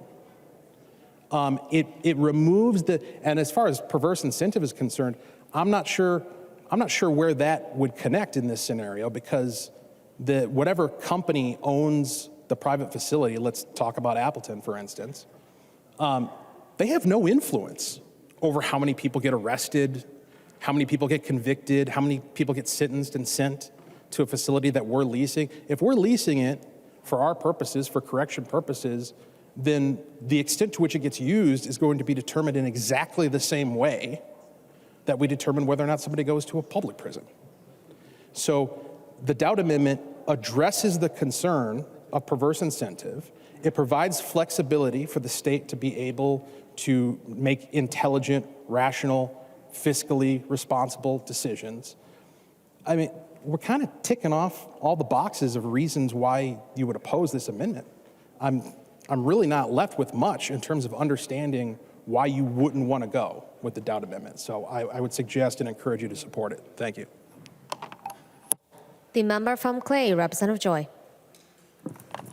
Thank you, Madam Chair. This amendment, I sat here and I thought about it, and Representative Dowd, kudos to this amendment. You know, when I was a former mayor, I would have had you on my EDA board for creating jobs. Good job. But with that saying, you know, when we talk about not having services or things like that to these prisons or like that, I live in a rural area. We have volunteer firemen, you know, and some of ours are understaffed. So we do a thing called mutual aid. You know, when you put things in play or cities in play, you figure out how to get emergency services there. You know, we don't shut things down. I think this is a great amendment. You know, when you think about this and we talk about leases and should the state get into leasing, should they not? Is this, you know, this isn't forcing this facility to be open, but it's also option to lease it. Currently today, the United States has made a great decision that 25% of the post offices in the U.S. are owned by the United States Post Office. 75% are leased. Funny they use that number. They must think leasing's a good idea too. So with that, I think, members, we need to vote for this amendment. This facility is either going to not get used and turn into a sore spot for us, and eventually they're going to come and ask for us for money to tear it down and do all this. Let's put it to good use. You know, so Representative Dowd, I think this is a great amendment. I hoped, we can all get together tonight on this vote and create job communities, create growth in that community. I mean, let's do it. Thank you. The member from Lyon, Representative Swazinski. Thank you, Madam Speaker. I too rise in support of the Dowd Amendment, and I just want to thank Representative Dowd and Representative Anderson and Representative Backer on their work on these issues over the years, and really, the understanding of what it means to stand up for rural Minnesota. And this conversation can be about publicly owned or privately owned, but at the end of the day, what is it about? It's about jobs. It's about opportunity. It's about doing what's right for a small community. Doing what's right for a small community. And I understand, the winds are what they are, and the majority is where they're at, and the minority is at where they're at. But at the end of the day, if this amendment doesn't go on, I don't know what the future is for that prison. But I can tell you what, if this bill does not get amended, doesn't get fixed, there's a decent chance that this prison will be publicly owned.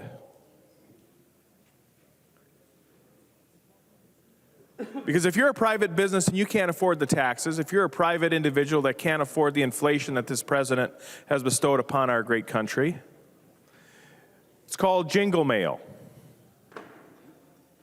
When you can't afford your house, which many Americans right now today can't do, they're taking their keys, they're throwing them in the mailbox, and they're sending them in. They're sending them to the local unit of government, they're sending them to the mortgage, person that owns their mortgage. And maybe this will happen. Maybe that's the goal of this. Maybe it's to steal away potential property taxpayers in rural Minnesota. We're not a bunch of hicks, folks. We have internet. And as Representative Backer said, we have hospitals too. Critical care hospitals, folks that can take care of folks. And the idea that, we just, we got to do this. And, this is about as good of an idea as you can have on this House floor. It keeps the chances of a small town alive with a big assets just been sitting there. And rather than having St. Paul staring down its throat and saying, you know what, we know what's best. If I don't live 150 feet from an interstate, I guess I don't have a voice in this issue. My closest interstate is Highway 29 in South Dakota. We're just out there. We're trying to make it work. This amendment gives light to a small town. And potentially, not saying the state has to do this, but hey, if the opportunity comes in the future where we need to house inmates on state taxpayer dime, we do it on taxpayer dime and time by having state workers do the work, run, manage, operate the facility. I don't know if it'd be a triple net lease or what it would be, but it's certainly better than taking this facility and flushing it right down the toilet. That's a real investment for rural Minnesota. And I can tell you, my first day is door knocking. I have the district that's just south of this facility. This is a number of years ago, and I can remember folks were out fixing this house up, a nice little rambler on the edge of town. I think it was the town of Bellingham. And there in the shadows of this house was an old schoolhouse that shut down. And many of you know, if you have a small town, we have consolidations. We used to have schools, in every section of land. That doesn't operate that way anymore. And sometimes we have schools in every little town, and those are closed too. Those are closed too. And it's just, I just don't understand why an amendment like this wouldn't be considered friendly. We're not saying, hey, tomorrow we're going to have a busload of folks and you're going to send them down there. No. We're just saying, hey, the end of this pen. Can anyone see the end of this pen? It's really, really small. And right now I have the end of the pen out. That's all the light at the antenna that these little towns have. This amendment allows that pen tip, just that little bit of shininess, a little bit of light for this small town to say, hey, we might have a future. We may be able to have 300 jobs, 100 jobs, 50 jobs. And when you let go, the pen tip's gone. If you don't take this amendment, that opportunity's gone as well. And you know what other thing that this pen does? It can write on the wall. And we can write on the wall that says, small town, we don't care.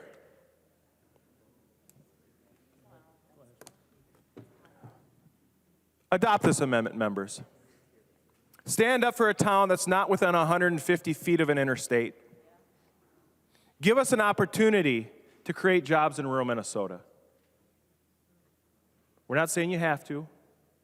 We're not saying you must. But could you give it a try? Vote green. The member from Crow Wing, Representative Davis. Thank you, Madam Speaker, members. Representative Swedzinski, well said. And did I not warn you not to steal my points? I did. I'm not going to have him yield for that question, Madam Speaker. But Representative Dowd, I thank you for this amendment. In fact, maybe we should call this amendment the Little Town Amendment, the Little Guy Amendment, something along those lines. And let me tell you, there is a little town that is getting a lot of attention on this House floor tonight, isn't there, members? And for good reason. This House floor should be known for being for the little guy, being for the little town. Representative Dowd, I thank you so much for this amendment. This amendment, I heard this said tonight, is a no-brainer. This is a no-brainer amendment. This is a common sense amendment that could literally save or help save a little community. And Representative Wolgamott, I'm really, it's a humble thing to change one's mind, and I hope we can change your mind tonight, Representative Wolgamott. You know, and as I've been hearing arguments and debate tonight, I keep looking at the actual bill with the amendment. And I would just like to read you a very small portion. I would like you to hear just how much of a no-brainer and how common sense and how smooth this amendment fits right in with this bill. It says, line 13 of page 1, to determine the place of confinement of committed persons in a correctional facility or other facility of the Department of Corrections and to prescribe reasonable conditions and rules for their employment, conduct, instruction, and discipline within or outside the facility after July 1st, 2023, the Commissioner shall not allow inmates to be housed in facilities that are not owned and operated by the state, a local unit of government, or a group of local units of government, except that the Commissioner may house inmates in a privately owned facility that the Commissioner leases and staffs exclusively with public employees. How could you not accept this amendment? 3 simple little lines. In fact, it's not even 3 simple little lines. It's 1 full line and 2 half lines. But 3 simple little lines, and it smoothly fits right in there. Did you listen? Did you hear it? I know you're all working hard on your computers, but just entertain me for a moment. 3 simple little lines can improve so much for a simple little community of less than 1,400 people. Now, maybe to a city the size of 300,000 or 400,000 people, a small town of less than 1,400 may not matter much. But it should matter in this House. It should matter amongst every member in this place. I'd encourage us to lay aside politics tonight and help out this little community. 3 little lines for this community can create so much. Jobs for a community, hope for a living, prosperity for families, and for a county, I believe, Swift County, tax dollars. Tax dollars, because if this facility just continues to sit open, not being used, well, the value is going to go way down. And we know what happens in a county when the value of property goes down. The burden of taxes goes up.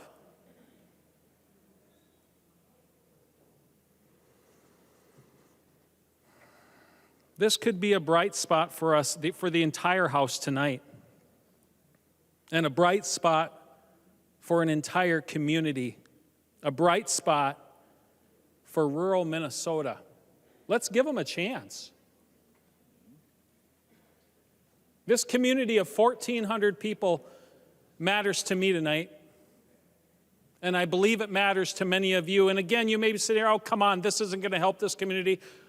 100 to 200 jobs? Madam Speaker, would Representative Anderson yield for a question? Which one, Representative Davis? The representative from Pope County. He will yield, Representative Davis. Thank you, Madam Speaker.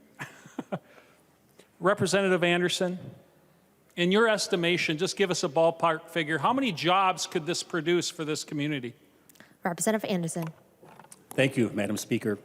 Well, when it closed, shut down in 2010, there were 350 people working there.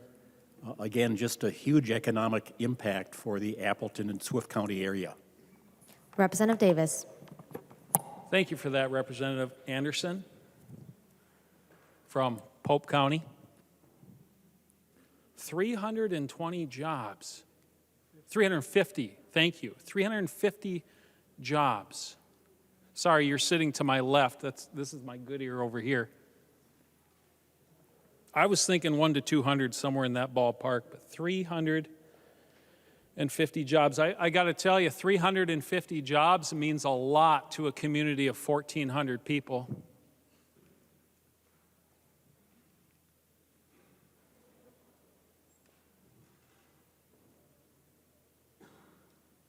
Members, please change your mind.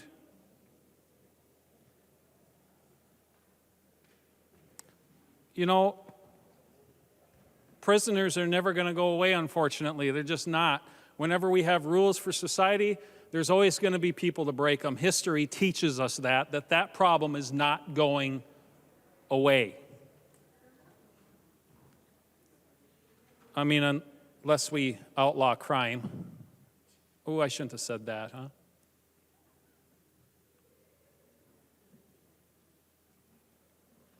Members, please change your mind if you haven't already. An entire community, small community, rural community is depending on us tonight. And they're watching and they're listening. I guarantee you that. Please vote for the no-brainer, common sense, little guy, little town, little rural area community amendment that Representative Doubt has offered us here tonight. Thank you, Madam Speaker. The member from Meeker, Representative Erdahl.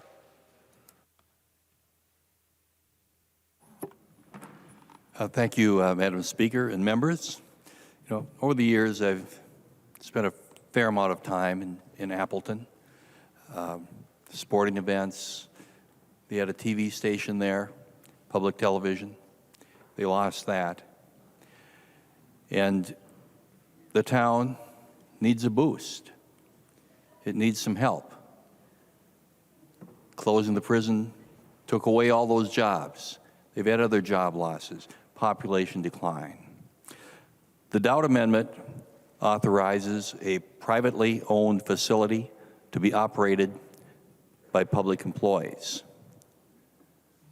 Private prisons take the burdens off government and put it onto a private company. Instead of all the business of running a prison, the government is responsible for sentencing, classifying, and assigning inmates to prison and requiring oversight. That oversight can be done privately. Private prisons in the United States incarcerated 115,428 people in 2019, representing 8% of the total state and federal prison population. Since 2000, the number of people housed in private prisons has increased 32%, compared to an overall rise in the prison population of 3%. Regarding safety, a 2005 study from the Bureau of Prisons found being an inmate at a private prison seemed to reduce the probability of violent misconduct. Private facilities can provide better services than public prisons due to their funding from local and federal government. This is a plus for the rehabilitation of prisoners.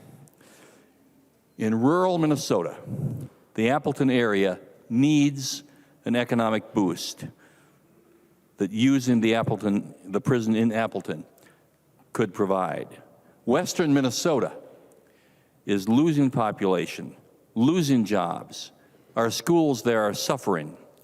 The Dowd Amendment provides a common sense approach to a serious problem. Many prisoners are being double bunked in Minnesota prisons. We have space concerns.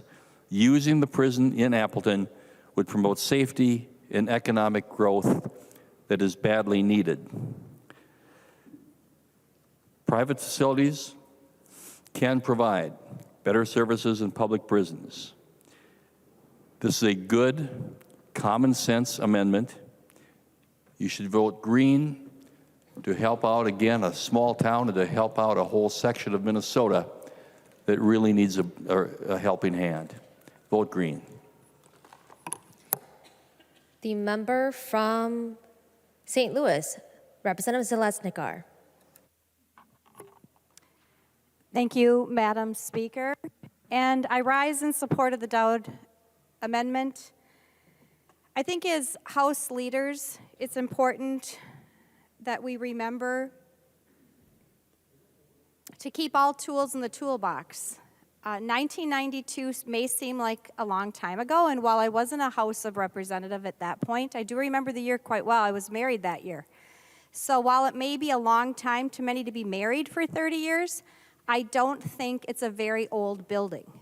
And when I look around and I see we look at European buildings, they're 30 years is nothing.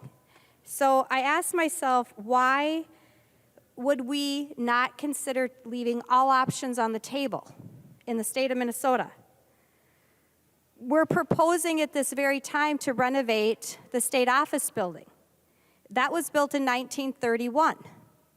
So, and it was renovated, I believe, in 1980, and it's going to cost $500 million, and it's... Point of order, Madam Speaker. State your point of order. Masons 101, the debate needs to be confined to the subject before the body. We are getting far afield from the subject. Members, please keep your remarks confined to the A5 Dowd Amendment. Representative Zeleznikar. Thank you, Madam Speaker. I speak to the point of buildings and what the cost of buildings are because we're talking about a building that has been built, that is relatively new, 1992. And we're talking about another building that we're going to renovate that is older than that we're going to renovate for an alleged $500 million. So what are some of the options that I would hope we would consider and maybe the Department of Corrections is going to want to consider as we move forward with needs in the state of Minnesota. Shakopee facility that's for women now has pregnant women that come into the facility. Shakopee started in 1986. To my understanding, we have more women that are pregnant that are entering correctional facilities. I also read an article from January 27th of 2023 about overcrowding for Shakopee women, double bunking. Seems to be a gender inequity in my mind for women. Women are double bunking, women who are pregnant, women who now have their babies in the facilities, which I think was an innovative way to keep families together so that that child can bond with the mother. But if we have overcrowding in Shakopee right now, why would we not look at utilizing another facility that's already been built? Especially when Speaker Dowd is talking about that this facility can be leased and we can have public employees. Public employees that will have great jobs in a rural community, and people want to live in rural Minnesota. I looked at what the population was when this was going on. The population in Appleton in 2000 was 2,881. The population in 2021 in Appleton was 1,367. That's over 1,500 people for that community. Imagine what that community would be doing if it had 1,500 more people. Imagine the possibilities. We are now doing broadband grants. We have people working remotely. We have the opportunities for people in rural Minnesota. We're putting initiatives across the state to support that. It seems crazy to me that we would limit opportunities for best practices in corrections. We don't limit opportunities in every other committee I sit on where we are allocating millions of dollars and we're looking at partnerships with nonprofits, and those lease arrangements that go on between private business are happening every year. And to not look at what's best for corrections, what the needs are going to be when we have people that need treatment. We have a fentanyl problem in the state of Minnesota. I don't know that anybody's doing corrections focused on fentanyl. We are spending money in this budget cycle under the Waltz proposal with opioids. Addictions are part of the whole treatment plan in correctional centers. Who's to say that we don't have a best practice that's going to be possible to be utilized in a facility that's already been built? Having built facilities on a much smaller scale, only 15 years ago, I can tell you what the building costs are for materials, for supplies. It is cheaper to renovate most buildings, even older buildings, and this isn't even old. We're considering it right now for a building that's 90-something years old, and yet we're going to take off the table a building that was built in 1992. That seems absolutely ludicrous to me for taxpayer money, especially at a time when we have our own facility in Shakopee saying we are overcrowded. We need to serve women. What are we doing to serve our incarcerated women? We have one facility in the state of Minnesota that's all women, to my knowledge. I would ask that Representative Brian Johnson would yield to a question. He will yield. Representative Zalesnikar. Representative Johnson, can you tell me if Shakopee is the only facility in the state of Minnesota that serves women? Representative Johnson. Madam Speaker, members, Representative Zalesnikar, Shakopee is the only women's prison in the Department of Corrections that they have at this time. Representative Zalesnikar. Representative Johnson, can you tell me if, to your understanding, if incarcerated women numbers have increased or decreased in the last 10 years? Representative Johnson. Representative Zalesnikar, I'm not exactly sure on the numbers, but I believe they have increased. And I believe the facility is almost at its maximum capacity at this time. Representative Zelesnikar. Representative Johnson. Representative Zelesnikar, I've been pretty laxed. You need to go through the speaker. Representative Thank you. Johnson, will you yield? He will yield. Representative Zelesnikar. Thank you. Representative Johnson, do you believe that if this facility was available, it would be an option for the women of Shakopee? Representative Johnson. Madam Speaker, Representative Zelensky, this would be an option. There are 1,600 beds available there, which is larger than the Shakopee prison. Representative Zelesnikar. Thank you, Speaker. Representative, oh, my apologies. Madam Speaker, will Representative Johnson yield to a question? He will yield. Representative Zelesnikar. Representative Johnson, do you believe that a facility in Appleton would be feasible to house women for the state of Minnesota beyond Shakopee? Representative Johnson. Madam Speaker, Representative Zelensky, unfortunately, I have not been at the Oak Park Heights prison myself, but I don't believe it would take much to change a few things to make it feasible. Representative Zelesnikar. Madam Speaker, I think it's important for members of the House to seriously consider Representative Dout's amendment. I think it's a very reasonable amendment at a time when we are trying to preserve buildings to the best of our ability. We are doing that as House of Representatives. We are showing the state of Minnesota that we want to preserve buildings. And I think we should do the same thing for a building that was built in 1992, to allow options for the state of Minnesota. Correctional needs changed by decades. We now have infants with their mothers in prison systems. There's no way to know how many we're going to need to serve. I would hope, as a woman, that we would continue to do that for the women of Minnesota who are incarcerated, to be able to be with their children. When they're nursing their children, when they're forming those critical bonds that are so critical for a mom to have with their child, that they have a setup, that they're not double bunked, that they have private rooms and they have the opportunities to bond with that child.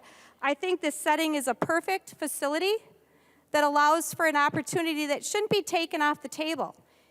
Leaders make sure they have tools available.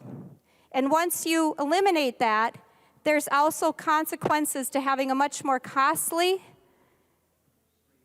effect for the taxpayers. So I think it's really critical for us to ask what we're doing, because we have women in the state of Minnesota who are incarcerated also. Women who have children, women that enter the prison system pregnant and need to serve their time. And we need to have facilities that allow for that bonding period to happen with their children in the most effective way. And if it's full and near capacity at Shakopee, we are not prepared in the state of Minnesota to care for pregnant women who are incarcerated. And that is going to be a tremendous setback for these children, where we're trying to close learning gaps and we're trying to have them have their best start, to have one Minnesota. We cannot forget about pregnant women in the state of Minnesota who are incarcerated. And I think that we are doing a great disservice to the state of Minnesota by not assuring that women have the proper setup in a prison system that we would hope that all of us would have to care for our child and to bond with our child successfully. Thank you, Madam Speaker. The member from Anoka, Representative Scott. Madam Speaker and members, you know, I was raised with a little bit of a motto here and there, and one of those mottos was keep your options open, right? And this is really closing a really viable option that may be very useful to the state of Minnesota. And I really don't understand why we're wasting the paper to put in our statute books to take this option off the table completely. It seems unwise to me. And I'm wondering if Representative Johnson would yield for a question, Madam Speaker. He will yield. Representative Scott. Thank you, Madam Speaker. Representative Johnson, a lot has been said in the law enforcement community over the past few years about the need for mental health beds. Could you elaborate on that a little bit? Are there, as far as, I think there's some statistic out there that says the percentage of people that are incarcerated that also have mental health concerns. Representative Johnson. Madam Speaker, Representative Scott, mental health issues is a huge issue for law enforcement. Many of those incarcerated in our county jails have mental health issues. A couple years ago, I believe we passed a law that we had to provide services, I believe, within 48 hours. The problem is there's no beds. There's no beds to put anybody that needs the assistance. And we put a priority on those that are incarcerated, and so those people that are not incarcerated have no place to go.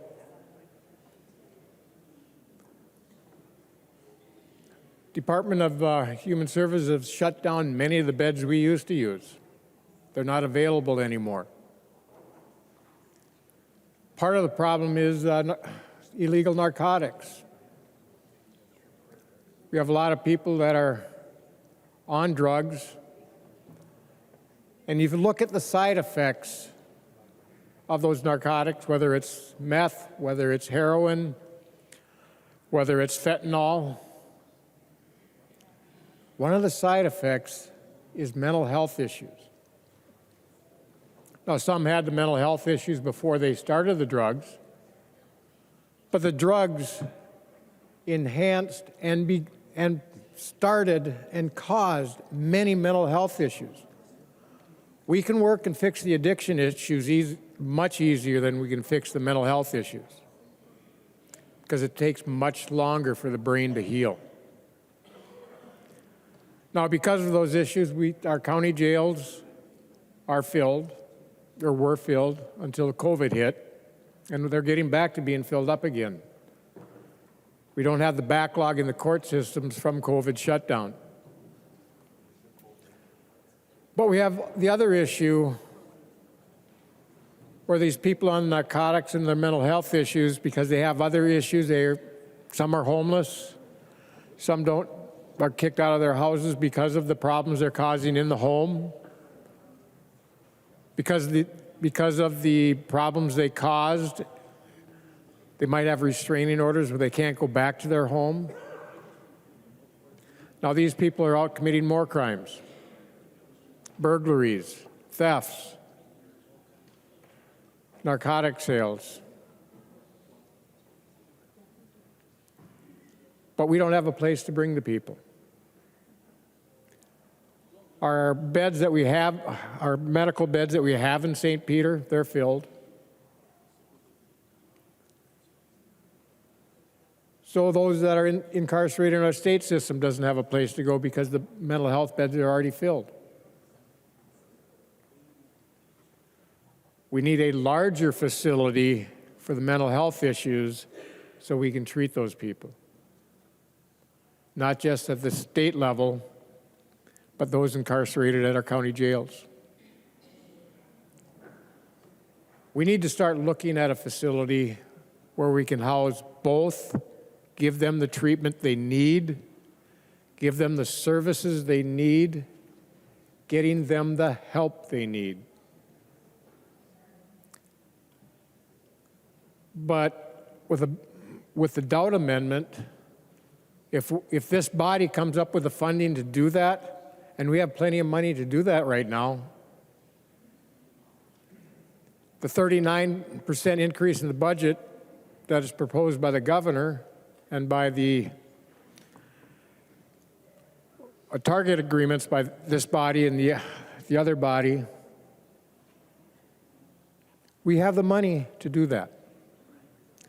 So yes, we have a big issue we need to deal with, and mental health is an issue, and with the doubt amendment, it's a possibility we could use that as an issue to get people into treatment that they need. Representative Scott. Thank you, Madam Chair, or Madam Speaker, and thanks for that, Representative Johnson. Again, keep your options open, right? I know Anoka County is getting ready, or they are trying to get it situated to build a new jail facility, and part of that, I would say, well, I'm not going to speculate.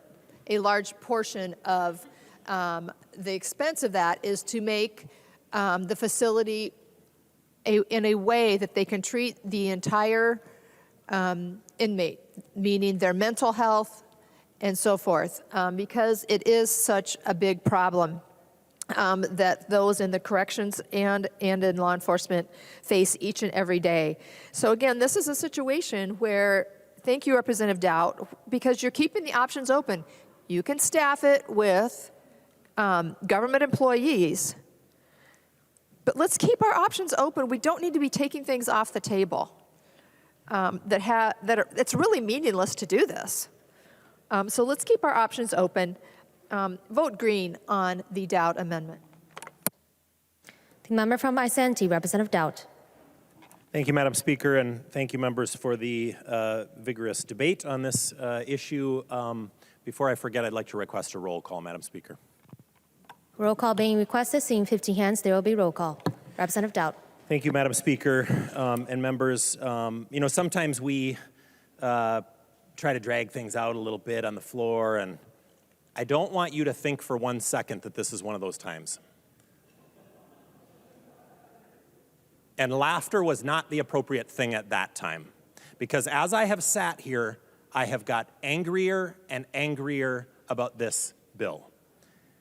Because this bill doesn't solve a problem in Minnesota.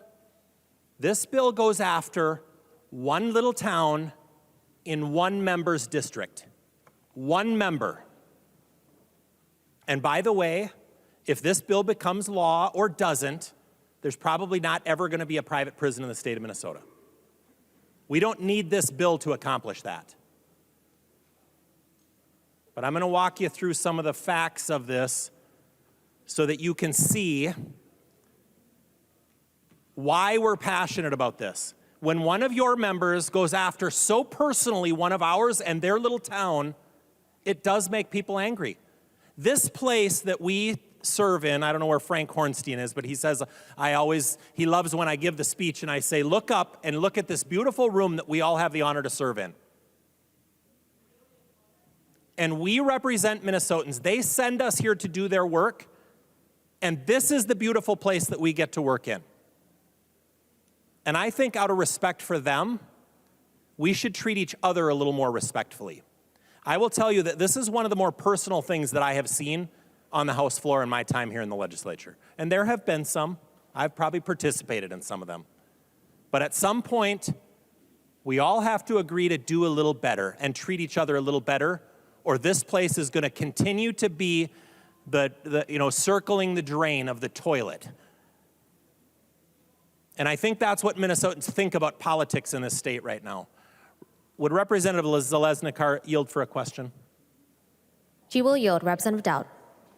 Thank you, Madam Speaker. And I just very quickly, because I do want to move to third reading on this bill, Representative Zalesnikar, and because I sit behind you, I couldn't totally hear what you said, but I'd like you to repeat, and I'd like for members to just pay attention to this, because you gave a couple of years and you gave the population of the town of Appleton. Can you tell me what years and what the population was again in the town of Appleton? Because I wasn't able to catch it, so I would appreciate it. Representative Zalesnikar. Thank you for the question, Representative Dowd. The population in Appleton in 2000 was 2,881, and the population in Appleton in 2021, just a year later, was 1,367, which is 21 years. My apologies. Representative Dowd. Thank you, Representative Zalesnikar. And I hope members listen to that. And please, I understand it's very easy to zone out in this place and read emails. Please pay attention to what we're doing here, because I want you to understand why this is so personal. Okay? The population of Appleton in 2000 was 2,881. That prison was built in 1990. The population of Appleton in 2021, I'm going to call it today. The population of Appleton today, 1367. They went from 2881 to 1367. Literally more than half of the population gone. So when this prison, which had 1,600 beds, was open, employed, we believe, approximately 350 people. And along with those 350 people were their families, and I assume there were some contractors or some ancillary, just like you know when another business opens, there are businesses that serve that business. Maybe they do food service, maybe they wash the sheets, maybe I don't know what they do. But I would assume there were some other businesses in the area that served that prison, okay? The first thing that I want to be clear of is what this amendment does and what it doesn't do. This amendment does not allow a private prison in the state of Minnesota. This amendment does not allow a prison to be opened without public or union employees. This amendment simply allows the state, if they choose, to lease an existing building in the state of Minnesota and operate it themselves. That's all it does, with union employees, state public employees, operated by the Department of Corrections, by the Commissioner of Corrections here in the state of Minnesota. That's what this amendment does. And somebody said it really clearly earlier that this amendment just leaves a little window open for this great community of Appleton. A community that went from 2,881 people in 2000 to 21 years later having 1,367 people. Ask yourself right now what you think it did for them to close that prison. What did it do to this community? It's a rhetorical question. It devastated this community. It devastated this community.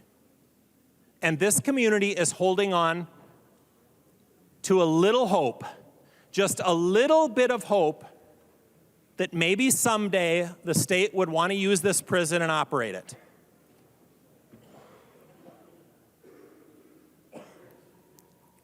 Thank you, Madam Speaker. I appreciate that. And this is, you can believe it or not, but some people may think this is the most important issue we're going to deal with today. So if you'd pay attention, I would appreciate it. And I'm going to try not to go on too long here, but this is important, and I want to make the point so that you understand it. Regardless of whether we pass this bill or not, there will not be a private prison in the state of Minnesota. If you adopt this amendment, despite what the bill author said when he spoke about this amendment, when he answered a question, he said we need to defeat this amendment to make sure that there aren't private prisons in the state of Minnesota. That is a false statement. This amendment would not allow a private prison in the state of Minnesota.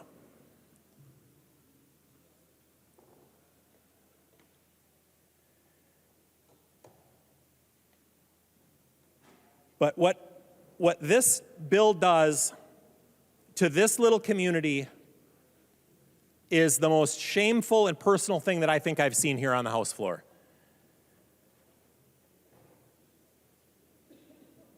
I asked Representative Anderson, and Representative Olgamott, just look over your shoulder for 1 second. Just let me know that you're paying attention. I got a thumbs up, but I didn't get eye contact. I at least appreciate that. Representative Olgamott, I'd like you to look back here if you would, and not at me, because I'm going to ask you, and it's a rhetorical question, I'm not going to ask you to yield. As long as you look back here, I won't ask you to yield. Do you know Representative Anderson? Have you gotten to know him? Representative Daudt, please stick to the issue of your amendment, the A5 amendment. Madam Speaker, I'm trying to make sure that the member who offered this bill understands that his bill will decimate the community that is represented by Representative Anderson. I think this line of questioning is probably the most appropriate thing we've seen in the House floor today. And I'm not asking him to yield, But I just want to know, because what I want to tell you, Representative Wolgamott, that this guy who sits right in front of me is probably one of the nicest, most thoughtful, most caring members of the legislature. He's quiet. He's not always the one that's speaking the most, but he cares a lot about his community, and he cares about the people in his community. And I understand that you also care about your community, and that in your community you have a prison. I don't know how many beds are in it. I can't remember that, and I'm not going to ask anybody. But it's the St. Cloud prison. And the St. Cloud prison, by the way, the Appleton prison was built in 1990. 32 years old, or 30, just about 33. The St. Cloud prison was built in 1889. It's 101 years older than this prison. 101 years. Stillwater Prison, built in 1914. I wouldn't, in a million years, as a member of this legislature, come to this floor and offer a bill or an amendment that closed the St. Cloud prison in your district.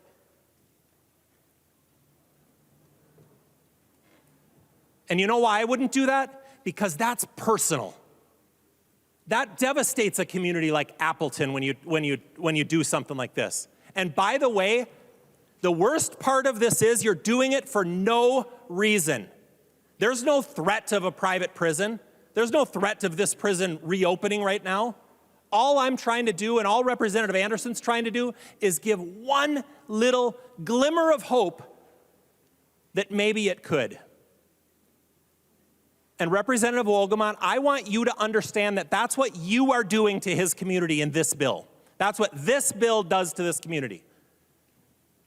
I asked Representative Anderson earlier how much this prison pays in property taxes.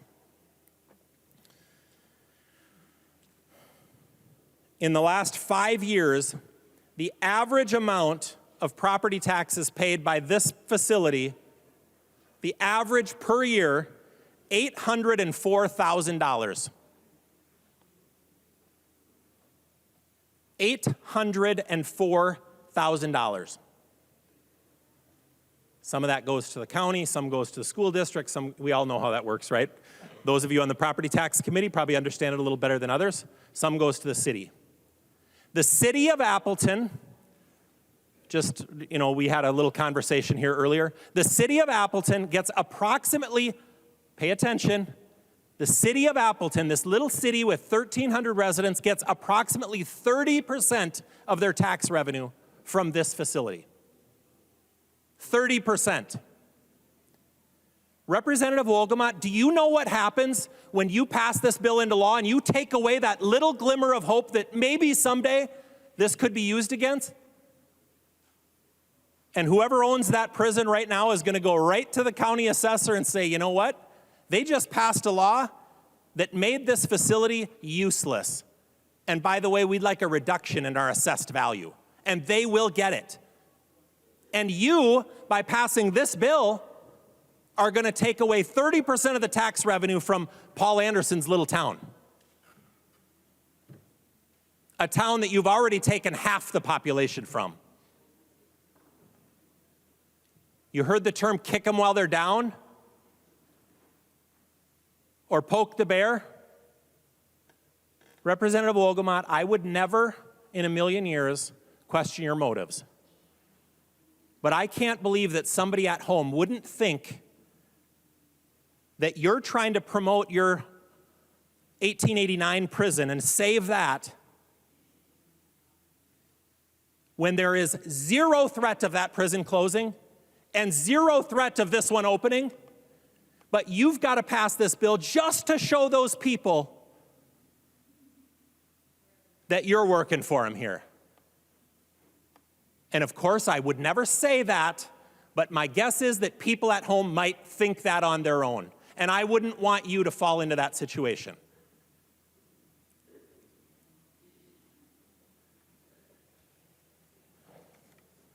Representative Wolgamott, sometimes just because you can doesn't mean you should.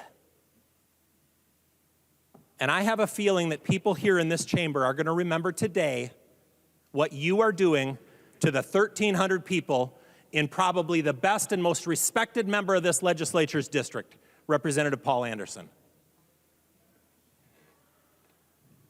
And I know that I will. Just because you can doesn't mean you should. Adopting this amendment, let me say it this way. The only reason to pass this bill that I could imagine that anyone would think we'd want to pass it, because there is no threat of a private prison, there is no private prison. The only thing that this bill does is puts a nail into the hopes of these people, a final nail in the coffin of the little bit of glimpse of hope that they have that this facility might open, that covers 30% of the revenue to their city. And I don't know how big the school district is, but my guess is it's a big chunk of the school district's revenue too, and the county's revenue. That's the only thing that this bill does. There is no threat of a private prison. There hasn't been. There never was going to be. Nobody's talking about open one. This amendment is the only way now that you can show us that the intent of this bill wasn't to stick the final knife into this little town. Because this is about as reasonable as it gets. This just says, maybe someday, the state could lease this facility. Instead of, they could still buy it. There is still a little bit of hope. But do you know what it takes for the state to buy a facility like this? It's a lot easier for them, because they don't have to go through the legislative process, to lease the thing. But now they would. To operate this prison, the Commissioner of Corrections, to put union workers into this facility would need legislative action. That's what it's going to require if this bill gets signed into law. So you've just put one more step, a hurdle that's probably almost impossible to overcome for absolutely zero reason.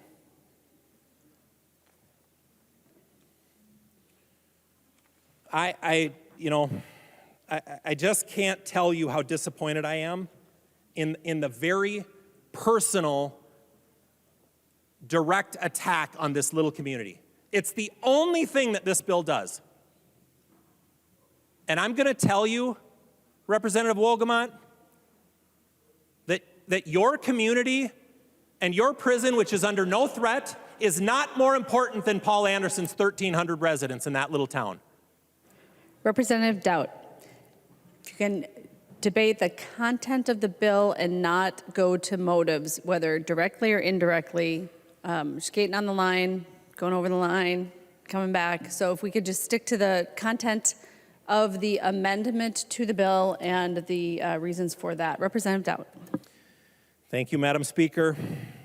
I've been very careful, and I know where the line is. But I also want to make sure that people can see and that people are paying attention. Because while I can't say it in this chamber, everybody at home knows it. And it's not motives. I'm not going to question your motives. But this bill only does one thing. It's not going to prevent a private prison. It's not going to, because there isn't one. There's no threat of a private prison. There's nobody talking about one. The only thing this bill does is attack this community right here. The little town of Appleton, which already has less than half the population they did 25 years ago. To think that we couldn't have the government a private sector own a building and lease it to the government. I had a member come up to me and say, hey, do you know that these certain type of buildings are owned by the public and leased to the government? And I said, you've got to be kidding me. And I quick Googled it. There are 31,132 post offices in the United States. 31,132. I just assumed that those were all owned by the federal government. They are not. They are not. 75% of them are owned by individuals who lease them back to the federal government. You already heard Representative Anderson and former State Auditor Anderson talk about the fact that we lease all kinds of space right here in St. Paul. The State Auditor's office is in a private building. Most of the Attorney General's office is in a privately owned building. Explain to me why we're just going after this one town. And when this place degrades to a place where all we do is throw words back and forth at each other, and we don't actually sit and break bread and talk to each other and actually try to solve the problems that Minnesotans care about, I want you to think back to this moment when you made it that personal on the House floor.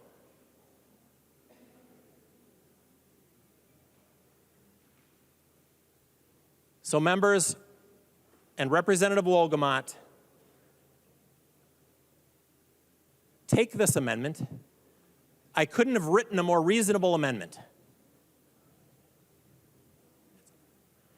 I could not have written a more reasonable amendment. This is your opportunity to show that this bill isn't just an attack on this community. Because the only thing that this bill will do, is it will cost his communities more. You're just poking a stick right into those communities.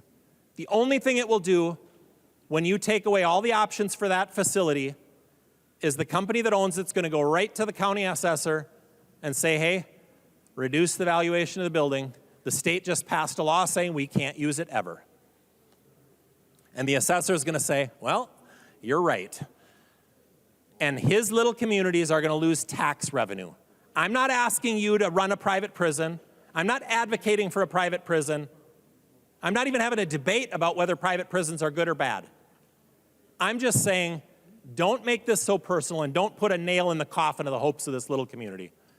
Just for one time this year, do the right thing and don't make it so personal. And Representative Wolgamott, I got a challenge for you. I want you to break bread with Representative Anderson in the next few weeks. Take him out to dinner, talk to him, and talk about his community so that you understand that these people that live in his community are just as important as the people in your community that work at your prison. And the last thing we should do on the House floor is pit people in your community against people in his community. This is not the kind of bill we should be passing in the House. Please vote yes on this amendment. Seeing no further discussion, the clerk will take the roll on the amendment.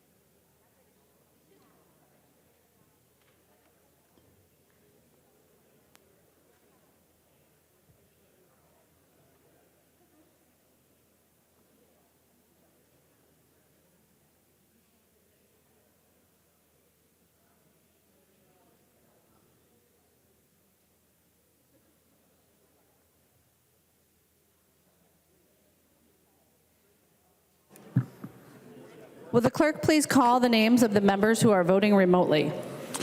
O'Neill. O'Neill, aye. O'Neill, aye. Pryor. Pryor, no. Pryor, no. The clerk will close the roll.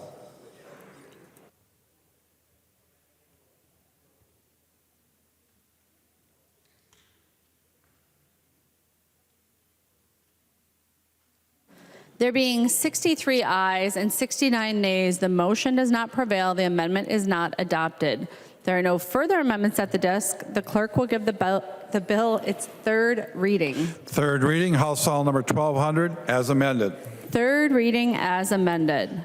Discussion to the bill.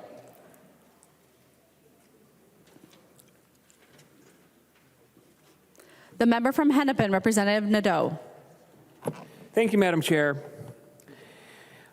we've maybe talked this one to death, but I'm going to look at, I want to look at this a little bit differently. You know, Representative Dowd is right. You know, this bill, if it passes or doesn't, doesn't impact one Minnesotan today, but it could. It could in the future.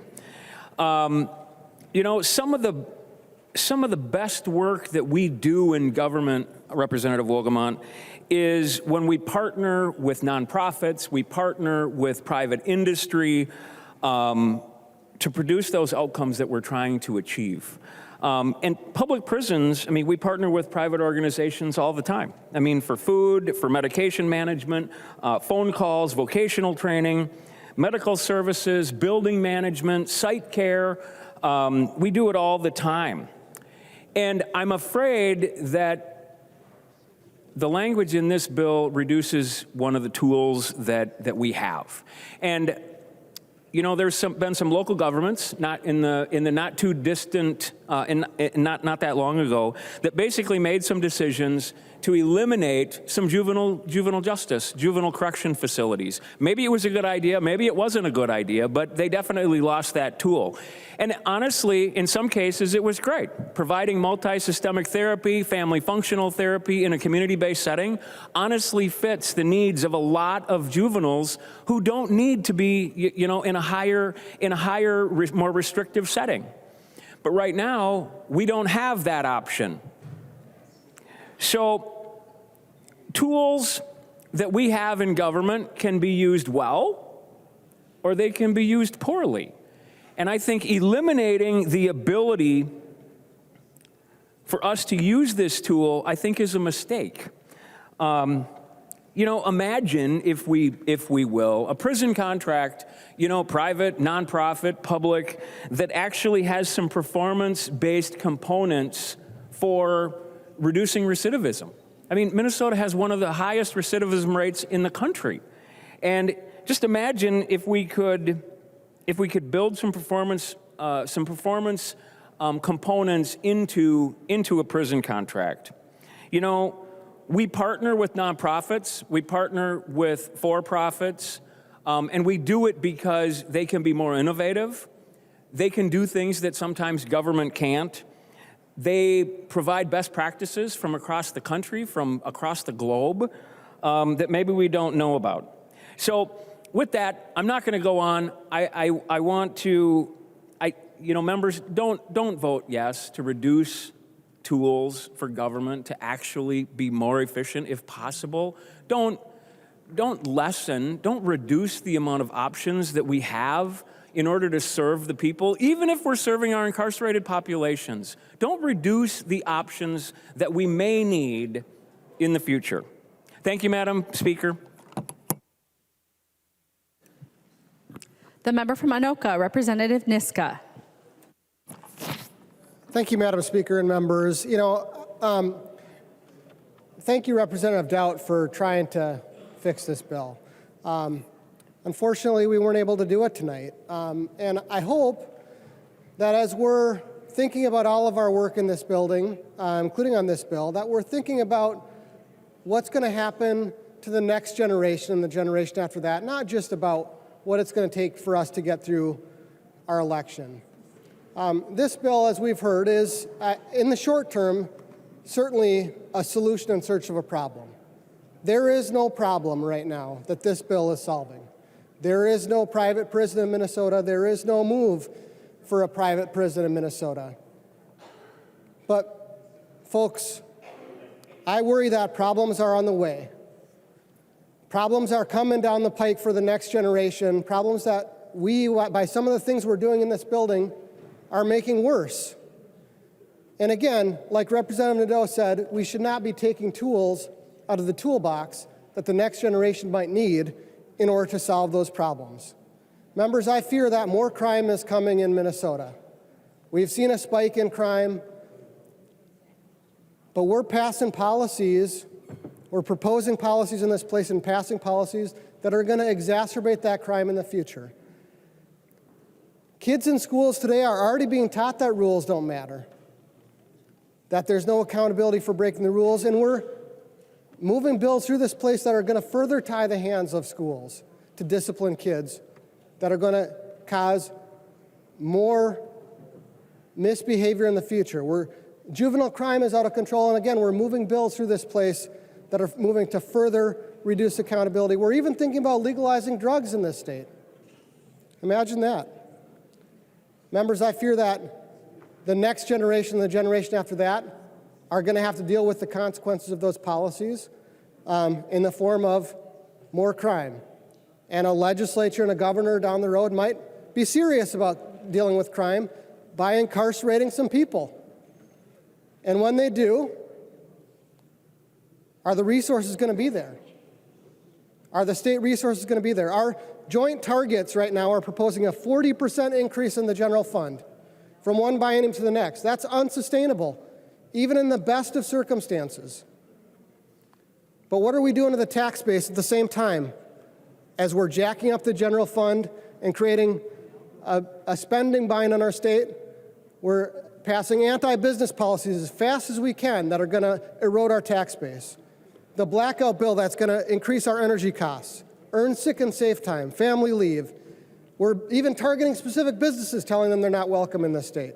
Amazon, Uber, Lyft, everyone else, bills coming through this body, passing through this trifecta, telling taxpayers, telling businesses, go other places. Members, we're creating the circumstances, a bind in our state. I fear in the next generation we're going to have more crime and not the resources to deal with that crime. And so we're going to need tools in the toolbox. We're going to need tools in the toolbox. You know, I think about the sign on a fire extinguisher, break glass in case of emergency. This is, maybe Representative Wolgamott is right that private prisons aren't the ideal solution. But do we need them there inside that case in case we need to break the glass in case of emergency? I fear that we are going to, and I fear that the actions that this body is taking, that this trifecta is taking, are creating the circumstances that make that more likely. So members, this is not solving any short-term problem. This is maybe signaling virtue in the short term, but in the long term, we're taking that tool out of the toolbox. We're telling the next generation, the generation after that, that thing you had there to break the glass in case of emergency, it's not going to be there. It's going to be harder down the road. So, members, I urge, for the sake of our future generations, for the sake of our future those coming behind us in this body that are going to have to clean up the mess after us, please vote no. The member from Sibley, Representative Harder.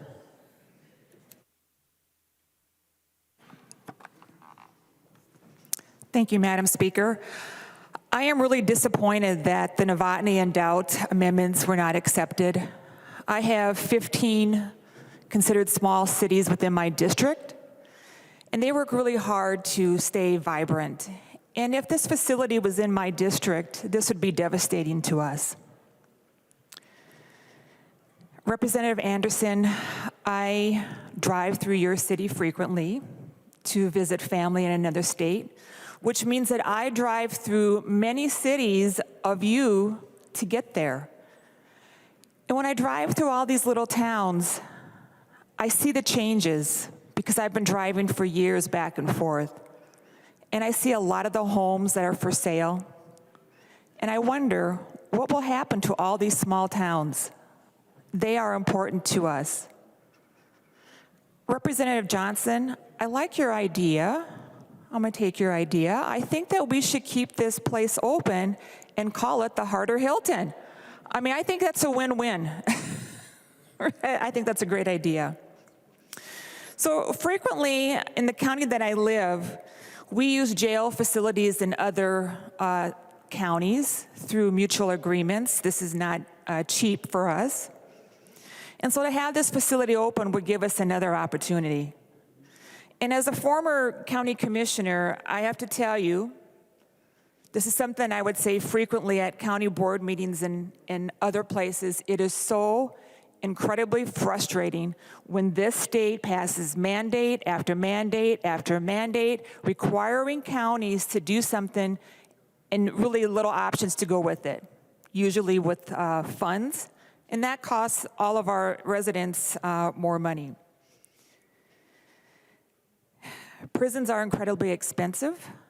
As a county commissioner, I know many people that work within our system, spend time with them at the jail, not in the cell, but watching what happens. And they are really a good, hardworking people. And this would be great to have another option for our county to use. And so to lose this tool for us is considered bonkers. As a general rule, the private sector can do much better than government because, again, mandates and rules and regulations. So I respectfully ask members here to vote no on this bill. Thank you. The member from Isanti, Representative Johnson. Madam Speaker, members, I'm disappointed in this bill. Representative Wolgamont, if you had a bill that said no private prisons could operate in the state of Minnesota, that would be great. You'd have all green votes. But putting a hamper and saying they can't lease a facility is just bonkers. I'm not sure what Bloomington Police Department's going to do. For those of you who don't know, they have holding cells on the office space they lease for their substation at the Mall of America. But the way this bill reads, they can no longer use those holding cells. And I believe there's other departments across the state that lease facilities for substations that have holding cells. You can't house them there anymore.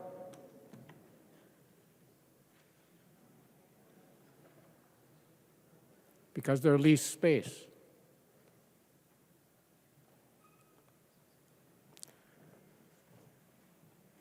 We have facilities in Minnesota that just 3 of them average 120 plus years old.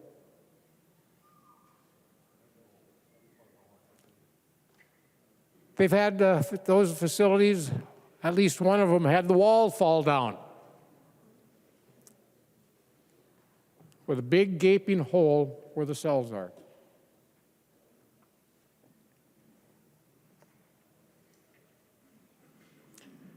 It would take more money to repair what needs to be done and to make them into the type of facilities that we have now, much safer than it would cost to rent or lease Appleton. We're not talking about that. We're just giving it a little bit of hope for Representative Anderson's district. I mean, just a little bit of hope.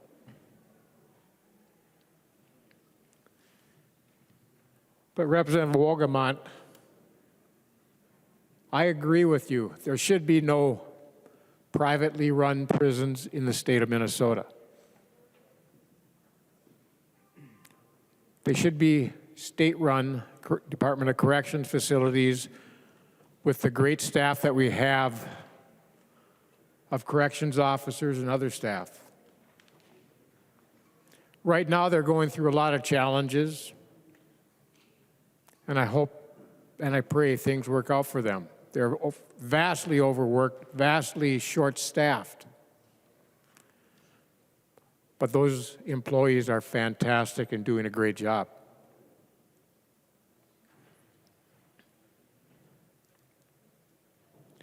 We should be able to lease a facility. Our county sheriffs and some of our police departments should be able to lease areas for a workhouse. No reason they can't do that. Oh, that's right, the bill doesn't allow it now. We tried to get it set up so our local units could do some things. We did get it so they can actually bring them to the hospital. We don't have a lot of government-run hospitals across this state, so it'd be nearest one in my community is the Hennepin Ramsey down here in Minneapolis. So anytime one of our inmates that might have to spend the night, we'd have to pass numerous hospitals to get down to HCMC. Thankfully, we got that fixed. But there's some things that were never thought about in this bill that have been talked about every year for the 5 years this bill has been around.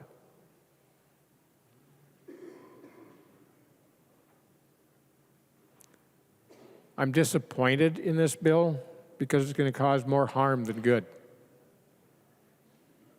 It's going to make things harder for local jurisdictions to work together to keep costs down, to help those who need help, and incarcerate those that actually need to be incarcerated. But we have a lot that make mistakes. DWIs, first offense, yeah, that's a mistake.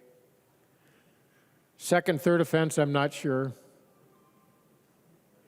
But it gives them an opportunity to go for a work release so they can go to their jobs, keep providing for their families, and have some accountability for the mistake they made.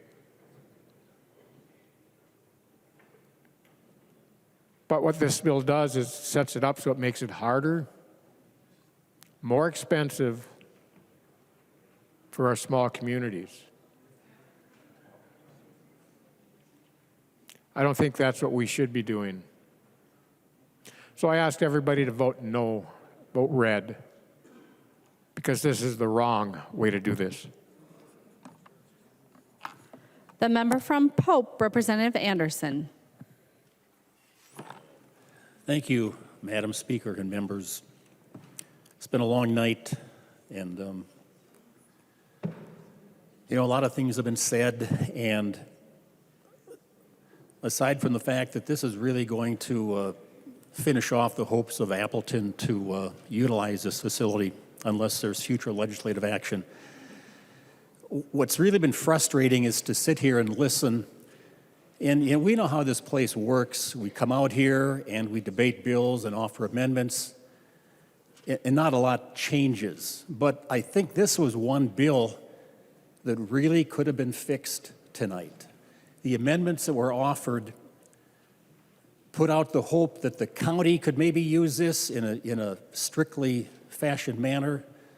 The Doubt amendment said that the state could use it with union people and run by the DOC. Things that could have worked, they were common sense, and again would have left the hope there that, hey, maybe someday, if conditions change and incarceration rates increase and we need the space, we could use the Appleton facility. But the way this bill currently stands, that's not going to happen. And it's just difficult to see what that's going to do to this town of Appleton and the area around it. They've consolidated their school. It's Lackaparle Valley, and doing what they can to survive and doing pretty well. But this is really going to hurt. It's going to take away the hope, the incentive, and the possibility of using this impressive-looking facility on the south edge of Appleton as you drive through on the highway, and realize that because of this bill, it won't be used again for the purpose. And it's just, some of the things we do here, we get frustrated, and this is certainly one of them. And especially when you think that this could have easily, I think, been fixed in a way that doesn't take away from the original intent of the bill of not having private prisons, a lot of the people on our side agree with you that it might not be the best thing to do. But the lifelines offered kept that hope alive of using it in a different fashion, run by the counties or run by the state, which would certainly fit with whatever models we want to use for dealing with a prison population. So it's with a heavy heart and a lot of frustration that I would urge members on both sides to look at reason and look at what's best for not only Appleton, but for rural Minnesota as well. Throw us a lifeline, give us some hope that things we can revitalize again. This would be a great way to do it. So I'd encourage a no vote on the bill tonight. Thank you, members. The member from Stearns, Representative O'Driscoll. Thank you, Madam Speaker and members. A couple of thoughts came to mind tonight when we had the Dowd Amendment. And the first thought was, if we have private facility that could be used for a prison, and I got to thinking about that. And then when Representative Patty Anderson stood up and said, you know, the state is already leasing a lot of facilities, I got to thinking, you know, it's not really so much for me, the state of Minnesota leasing these facilities. The county that I live in, that county right now is looking to try to replace its jail facility. And they've come to the legislature and they've asked to be able to get a local option sales tax to be able to fund that operation so they wouldn't end up having to put it completely on the taxpayers. And I also sit on the local property tax committee here in the House, and we didn't do any local option sales tax bills this year. And so this county that I live in doesn't have the opportunity to be able to, go to the taxpayers and go and consider this local option sales tax. So I'm thinking, golly, if they don't have that option because of what the legislature did this session for local option sales tax, where do they get the money to be able to do this? And one of the ways that they might have been able to do this, and still could if this bill doesn't pass, or we'd have taken the Dowd Amendment, would be to have maybe partnered with another organization to build the facility. And then through some of the tax laws that we have here in the state of Minnesota, they could actually do a levy or a partial levy for leasing the facility. And I know that we use that tool quite extensively when I was in local government to be able to get our facilities and to kind of help with our management and growth plans. But as the way it stands with this bill right now, we've taken that off the table. And I heard a lot of other members today talking about their local county jails and their local facilities are going to be coming offline. And that commissioner of the Department of Corrections is probably going to decertify some of those facilities. And we're just taking options off the table for these different communities. And so I intended to talk to my local county commissioners about how things came to be and a little bit about this bill and where things are at. And I encourage other members, too, to consider that and how we're taking some tools off the table and some resources for local communities. And again, they thought they were onto something by using a local option sales tax, but we didn't hear any of those in committee this year.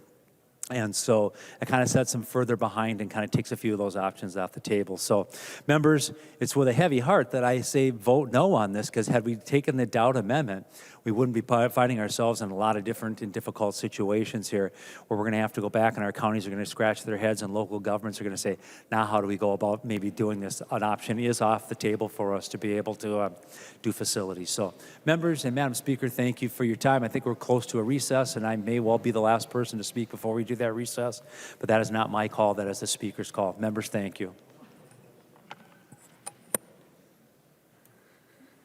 The member from Hennepin would like to make a motion, but first the member from Stearns would like to make an announcement. Thank you, Madam Speaker. When we recess, Republican members, we will caucus briefly in our caucus room. Representative Long. Thank you, Madam Speaker. I move a recess to the call of the Speaker until approximately 8:30 to allow members who are observing Ramadan to break fast. Representative Long moves a recess to the call of the chair until approximately 8:30. All those in favor, please say aye. Those opposed, please say no. The motion prevails. The House stands in recess.